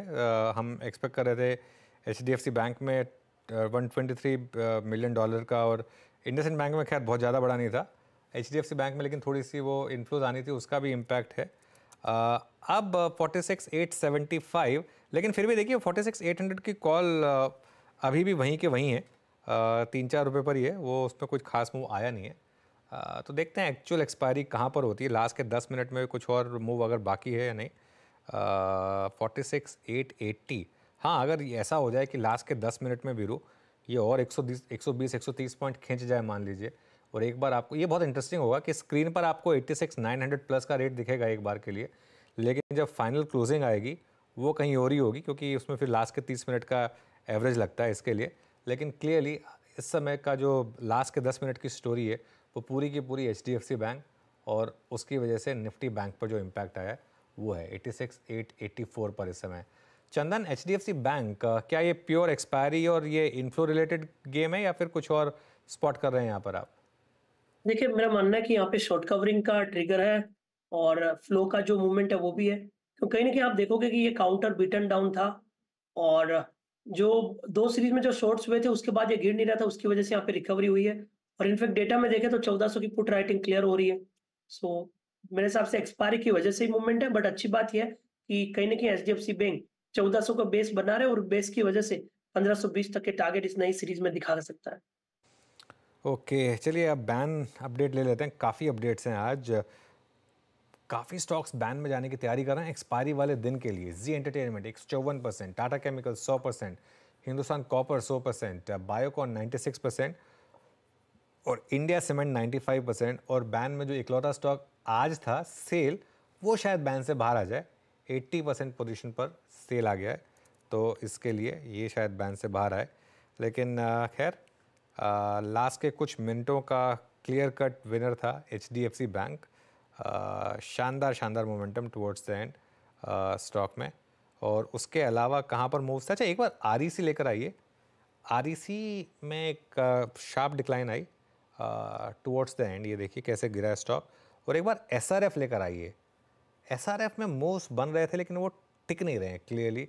हायर लेवल पर SRF में सेलिंग आ रही है, वो भी ज़बरदस्त। अमित सेठ, कोई व्यू आपका SRF पर? जी, स्टॉक थोड़ा सा एक्सटेंडेड हो गया था। जिस हिसाब से हमने पिछले 3-4 दिनों का मूव देखा था, अपने 10 नंबर से काफी दूर भाग गया था। सपोर्ट अनुज जी लगभग 2475 2500 के आसपास आता है। जिस हिसाब से कैंडल बनी है, मुझे लगता है एक बार वहां तक फॉल आएगा 2475 तक, फिर वहां पे इसको रीअसेस कर लिया जाएगा। SRF 2523 पे कोलैप्स हुआ आज ये एक अच्छे मूव के बाद, बट और एक अच्छी क्लोजिंग की तरफ बढ़ता हुआ टाइटन, ये चंदन जी की कॉल रही। अच्छा, एक बार NTPC को स्क्रीन पर रख देते हैं। NTPC आज 333.75 पे क्लोज होता हुआ। चंदन, आपकी टाइटन की स्पॉटिंग बहुत अच्छी रही। एक तो टाइटन डे हाई पे क्लोज होता हुआ। NTPC में क्या बिटवीन 1500 डेमा आपको अच्छे बॉटम के संकेत मिल रहे हैं? क्या ये अप्रैल के पर्सपेक्टिव से एम्फेसाइज करने वाला स्टॉक है? क्या नज़र रखनी चाहिए इस पर? जी देखिए, NTPC की बात करें तो NTPC में इस सीरीज में ओवरऑल आप देखोगे तो फ्लैटिस अभी चल रहा है compare to previous close, but swings काफी बड़े थे। नीचे में आप 305 तक के भी लेवल देख सके हो, ऊपर में 960 तक भी गया था, बट प्रीवियस सीरीज का जो क्लोज था 335 उसके आसपास ही टिका है। तो कहीं ना कहीं बाय ऑन डिक्लाइन का स्टेंस यहाँ पे कंटिन्यू है। 2 वीक पहले जो बिक वाली आई थी वो अच्छी खासी खरीदारी में अब तब्दील हो रही है, तो पॉजिटिव बायस रखेंगे। 324 का सपोर्ट है, एक बार के लिए 348 352 तक के टारगेट बनने चाहिए। NTPC आपकी स्क्रीन पे करीब 332.90 पे आके ट्रेड करता हुआ। निफ्टी IT ने बीच में एक पुलबैक की तैयारी हल्की सी की थी, बट फिर कोलैप्स होता हुआ। और गौरतलब कि कल नैस्डैक की प्राइस परफॉर्मेंस भी काफ़ी ख़राब थी। निफ्टी IT 34,776 पे जहाँ पे क्लोज हो रहा है, माफ़ कीजिएगा 47 पे जहाँ पे क्लोज हो रहा है, ये अब 10 जनवरी के बाद का अब तक का सबसे ख़राब क्लोज है। तो निफ्टी IT सिंक होता हुआ और ये CY24 की सबसे लोवेस्ट ट्रैजेक्टरी बंद होता हुआ। एक बार इन्फोसिस को लेके आइएगा। इन्फोसिस आई थिंक सबसे ज़्यादा पेन के दौर से अगर कोई स्टॉक गुजरा है 1484, यस इन्फोसिस के लिए ये आई थिंक 18 दिसंबर के बाद 18 दिसंबर 2023 के बाद सबसे लोवेस्ट ट्रैजेक्टरी पे आती हुई क्लोजिंग। और जहाँ तक TCS का सवाल है, TCS 83 और 3839 माफ़ कीजिएगा, ये भी आज अपने 100 डे एक्सपोनेंशियल एवरेज के नीचे मेरे ख्याल से 2 फरवरी के बाद वर्स्ट क्लोज की तरफ बढ़ता हुआ। अनुज, आई थिंक थोड़ा इस पर बात करनी पड़ेगी IT पे। ये जो लार्ज कैप IT का डैमेज है अब कुछ ज़्यादा सीरियस नहीं लग रहा। आई मीन CY24 के लोवेस्ट लेवल पर अनुज, क्या SHA के नंबर्स और वहाँ पे उसकी जो गाइडेंस को ट्रिम करना, यही कारण है? 100% वीरू। देखिए, उस दिन हमने डिटेल डिस्कशन किया था कि एक्सेंचर का ईयर एंड अगस्त एंड का है। मैंने उस दिन खास तौर से एक चीज़ मेंशन की थी जो बहुत लोगों ने मिस की होगी, कि आपको इस चीज़ को समझना होगा कि FY24 से मतलब उनका सिर्फ ये वाला क्वार्टर एंड नहीं था, अगले 2 क्वार्टर का था। तो अगले 2 क्वार्टर के लिए वो बोल रहे हैं कि विजिबिलिटी नहीं है या फिर विजिबिलिटी ख़राब है। तो इसके लिए मार्केट आई थिंक उसका कॉग्निजेंस ले रहा है वीरू। और आई थिंक थोड़ा मार्केट डरा भी हुआ है कि इन्फोसिस इस साल में क्या फिर से वही कहीं बहुत बेकार गाइडेंस तो नहीं लेकर आएगा फुल ईयर की। पिछली बार उन्होंने बहुत ख़राब गाइडेंस दी थी और पूरे साल उसको उन्होंने कम ही किया था। तो इसके लिए मार्केट को ये भी डर लग रहा है कि इन्फोसिस फिर से शायद एक ख़राब गाइडेंस लेकर आएगा। और अगर आप इन्फोसिस का चार्ट देखेंगे इन पर्टिकुलर, तो सबसे ज़्यादा अंडर परफॉर्म इन्फोसिस ने किया। TCS में तो ब्लॉक डील का फैक्टर आ गया था, वरना उससे पहले तो TCS ठीक ठाक आउट परफॉर्म कर रहा था। अगर आप 3 महीने का चार्ट देखेंगे तो इन्फोसिस ने बहुत अंडर परफॉर्म किया है कंपेयर टू TCS। और तो क्लियरली मार्केट को थोड़ा सा तो डर है कि ये थोड़ा सा शायद यहाँ पर गाइडेंस खराबी आने वाली है इन कंपनियों की। जी, तो लार्ज कैप IT में प्राइस डैमेजेस और आपकी स्क्रीन पे पूरा लार्ज कैप IT डेलो के आसपास क्लोज होता हुआ। डेलो क्या, इनफैक्ट डेलो पे ही क्लोज हो रहा है। और इस क्लोजिंग का अगर आज का कोई स्टार रहा, I mean ABB, no doubt about that कि आज ABB, Indian Hotels, Reliance, Metropolis, Naukri, ये आज सारे स्टार थे, बट इस क्लोजिंग का अगर कोई स्टार रहा तो वो था मेरे ख्याल से टाइटन। स्ट्रॉन्ग मूव, इस दौर की हाईएस्ट ट्रैजेक्टरी पे जाके बंद होता हुआ। और एक है इंडिगो। सुबह इंडियन होटल्स के जलवे थे, लेकिन जाते जाते इंडिगो ने काफ़ी स्ट्रॉन्ग प्राइस परफॉर्मेंस दी। और एक डिक्सन भी अगर आप देखें तो करीब 2.25% ऊपर एट 7430 अपनी ऑल टाइम हाई ट्रैजेक्टरी पे जाकर क्लोज होता हुआ। बैकफुट पे रहे आज REC, Colgate, power finance corporation, UPL, Jubilant foods और पिरामिड एंटरप्राइजेस। इट्स 22147, करीब 22,150 के आसपास की ये क्लोजिंग शायद हम दिखाएं। बट अनुज 46,901 शायद ऑप्शंस पे इम्पैक्ट नहीं होगा, ऑप्शन राइटर्स सिक्योर करके जा रहे हैं अपनी पोजीशन, बट प्राइस वाइज एक शायद यहाँ टिके ना, क्योंकि एडजस्टेड क्लोज कहीं और आएगा। नहीं वीरो, देखिए क्या होगा, एडजस्टेड क्लोजिंग आएगी 46,802 के आसपास, 46,801, 802 के आसपास आएगी, क्योंकि लास्ट के 30 मिनट का मूव है, उसकी वजह से इस तरीके का मूव आया है। जैसा आपने बोला वो 46,800 की कॉल बताई रही है आपको कि क्या फाइनल सेटलमेंट आएगा, लेकिन जो भी है इन्फ्लो की वजह से, जिस भी वजह से, कल का जो रेफरेंस पॉइंट होगा वो आज का जो अभी हमने हाई हिट किया है करीब 46,956 वो होगा। खैर एक बार एक्चुअल क्लोज आती है उसके बाद एक बार इसको रिविजिट कर लेंगे, लेकिन ये प्योर एक्सपायरी रिलेटेड मूव है। मैं समझ सकता हूँ कि थोड़ा इन्फ्लो का भी इम्पैक्ट रहा होगा, लेकिन ये नॉर्मली ये मूव्स थर्सडे को आते थे HDFC बैंक की वजह से, लेकिन आज वेंसडे को ही आ गए। और ये हमने सुबह डिस्कस किया था कि HDFC बैंक पर आज हम खास नज़र रखेंगे, क्योंकि अगर कोई मूव आना है बैंक निफ्टी पर तो वो HDFC बैंक की वजह से आने वाला है। अच्छा, एक बहुत इंटरेस्टिंग चीज़ है, समहाउ निफ्टी ने डे हाई पर बंद हो रहा, निफ्टी बैंक भले डे हाई पर बंद हो रहा है, निफ्टी ने डे हाई पर बंद हो रहा, ये इंटरेस्टिंग है। निफ्टी देखिए towards the end HDFC bank का इम्पैक्ट यहाँ भी आया, लेकिन फिर भी डे हाई से करीब 30-40 पॉइंट नीचे ही बंद हो रहा है। खैर एनीवे इंटरेस्टिंग है। अब जरा स्क्रीन पर देख लेते हैं किस तरीके की क्लोज रही फिर मार्केट के लिए। 22,150 निफ्टी पर रहा, करीब 150 पॉइंट ऊपर। उसके अलावा निफ्टी बैंक 260 पॉइंट ऊपर 46,866 पर। निफ्टी IT, अच्छा ये इसका प्रेशर था बेसिकली, जो वीरू भी डिस्कस कर रहे थे, 0.5% नीचे निफ्टी IT 34,800 के आसपास। मिड कैप ने आज थोड़ा अंडर परफॉर्म किया, सुबह आउट परफॉर्मेंस थे, लेकिन towards the end under performance रही मिड कैप में। और स्मॉल कैप आपकी स्क्रीन पर, स्मॉल कैप में आउट परफॉर्मेंस थी, लेकिन 1% की आउट परफॉर्मेंस थी स्मॉल कैप में। एडवांस डिक्लाइन लेकिन ज़्यादा डिक्लाइंस के फेवर में था, 1000 बढ़ने वाले शेयर, 1370 के करीब गिरने वाले शेयर। एक बार जरा सेक्टोरल हीट मैप देख लेते हैं कि किस तरीके के सेक्टोरल मूव्स रहे आज। निफ्टी PSU बैंक इंडेक्स था आज एक वो इंडेक्स जहां पर आज अच्छी खासी गिरावट थी। ओके वो आ नहीं रहा है क्या सेक्टोरल हीट मैप? ओके ठीक है, तो 0.667% के करीब निफ्टी PSU बैंक इंडेक्स नीचे था। उसके अलावा चलिए फिर एक काम करते हैं, फिर निफ्टी का हीट मैप देख लेते हैं, इसको छोड़ दीजिए। निफ्टी का हीट मैप लेकर आइए ज़रा स्क्रीन पर और देखते हैं कि वहाँ पर क्या हो रहा है। सबसे ऊपर रिलायंस था करीब 4% ऊपर। उसके बाद Maruti, Bajaj auto, Titan, Bajaj finance, Adani ports, HDFC bank. Down side पर आपके हीरो मोटोकॉर्प, UPL और सारे के सारे मेनली IT स्टॉक्स। कुल मिलाकर 143 पॉइंट ऊपर निफ्टी पर। हालांकि बैंक निफ्टी में थोड़ी सी एडजस्टमेंट होगी, 46,850 पर प्रोविजनल क्लोज है, एडजस्टेड क्लोज थोड़ी सी नीचे होगी, इससे करीब 46,800 के आसपास होगी। चलिए एक बार जरा टीम्स का अपडेट देख लेते हैं, दोनों टीम्स का जो सुबह डिस्कस हुई थी आशीष और नीरज की जो टीम्स थी उसके बीच में। पहले नीरज जी की टीम देखते हैं। यहाँ पर ABB इंडिया, एस्ट्राजेनेका, यूफ्लेक्स और RK स्वामी, यहाँ पर कुछ मूव्स आए। और आशीष की टीम एक बार जरा लेकर आई है स्क्रीन पर, और इसमें आपकी स्क्रीन पर ये मूव्स। चलिए वीरू, फिर एक्सपायरी बैंक निफ्टी की आज ओवर हुई, कल निफ्टी की है। मैं अभी भी देख रहा था कि एक बार एडजस्टेड क्लोज आ जाता बैंक निफ्टी का तो शायद उसको अपडेट करके जाते तो ज़्यादा अच्छा रहता, लेकिन 46,850 पर प्रोविजनल क्लोज रहा निफ्टी का, निफ्टी बैंक का। और निफ्टी का करीब 22,148 पर। इंटरेस्टिंग दिन, specially towards the last half an hour. जी हाँ, आखिरी के आधे घंटे में बेहद रोचक रहा, लेकिन शायद अभी एक दिन और बाकी है इस हफ्ते में, और वो शायद और रोचक रहे क्योंकि कल है निफ्टी की मार्च की सीरीज़ की। ये सीरीज़ अपने आप में अद्भुत रही, बड़ा डीप डाउनसाइड, मिड कैप्स में कार्नेज, लेकिन फिर एक रिकवरी। तो इस एक्सपायरी के लिए हो जाइए तैयार। कल सुबह एक बार फिर से अनुज में, आशीष और नीरज जी सारे समीकरण, तथ्य और निफ्टी बैंक पे अप्रोच लेके होंगे उपस्थित, पहले मॉर्निंग कॉल में और उसके बाद मुनाफे की तैयारी में 8 बजे। तब तक के लिए नमस्कार।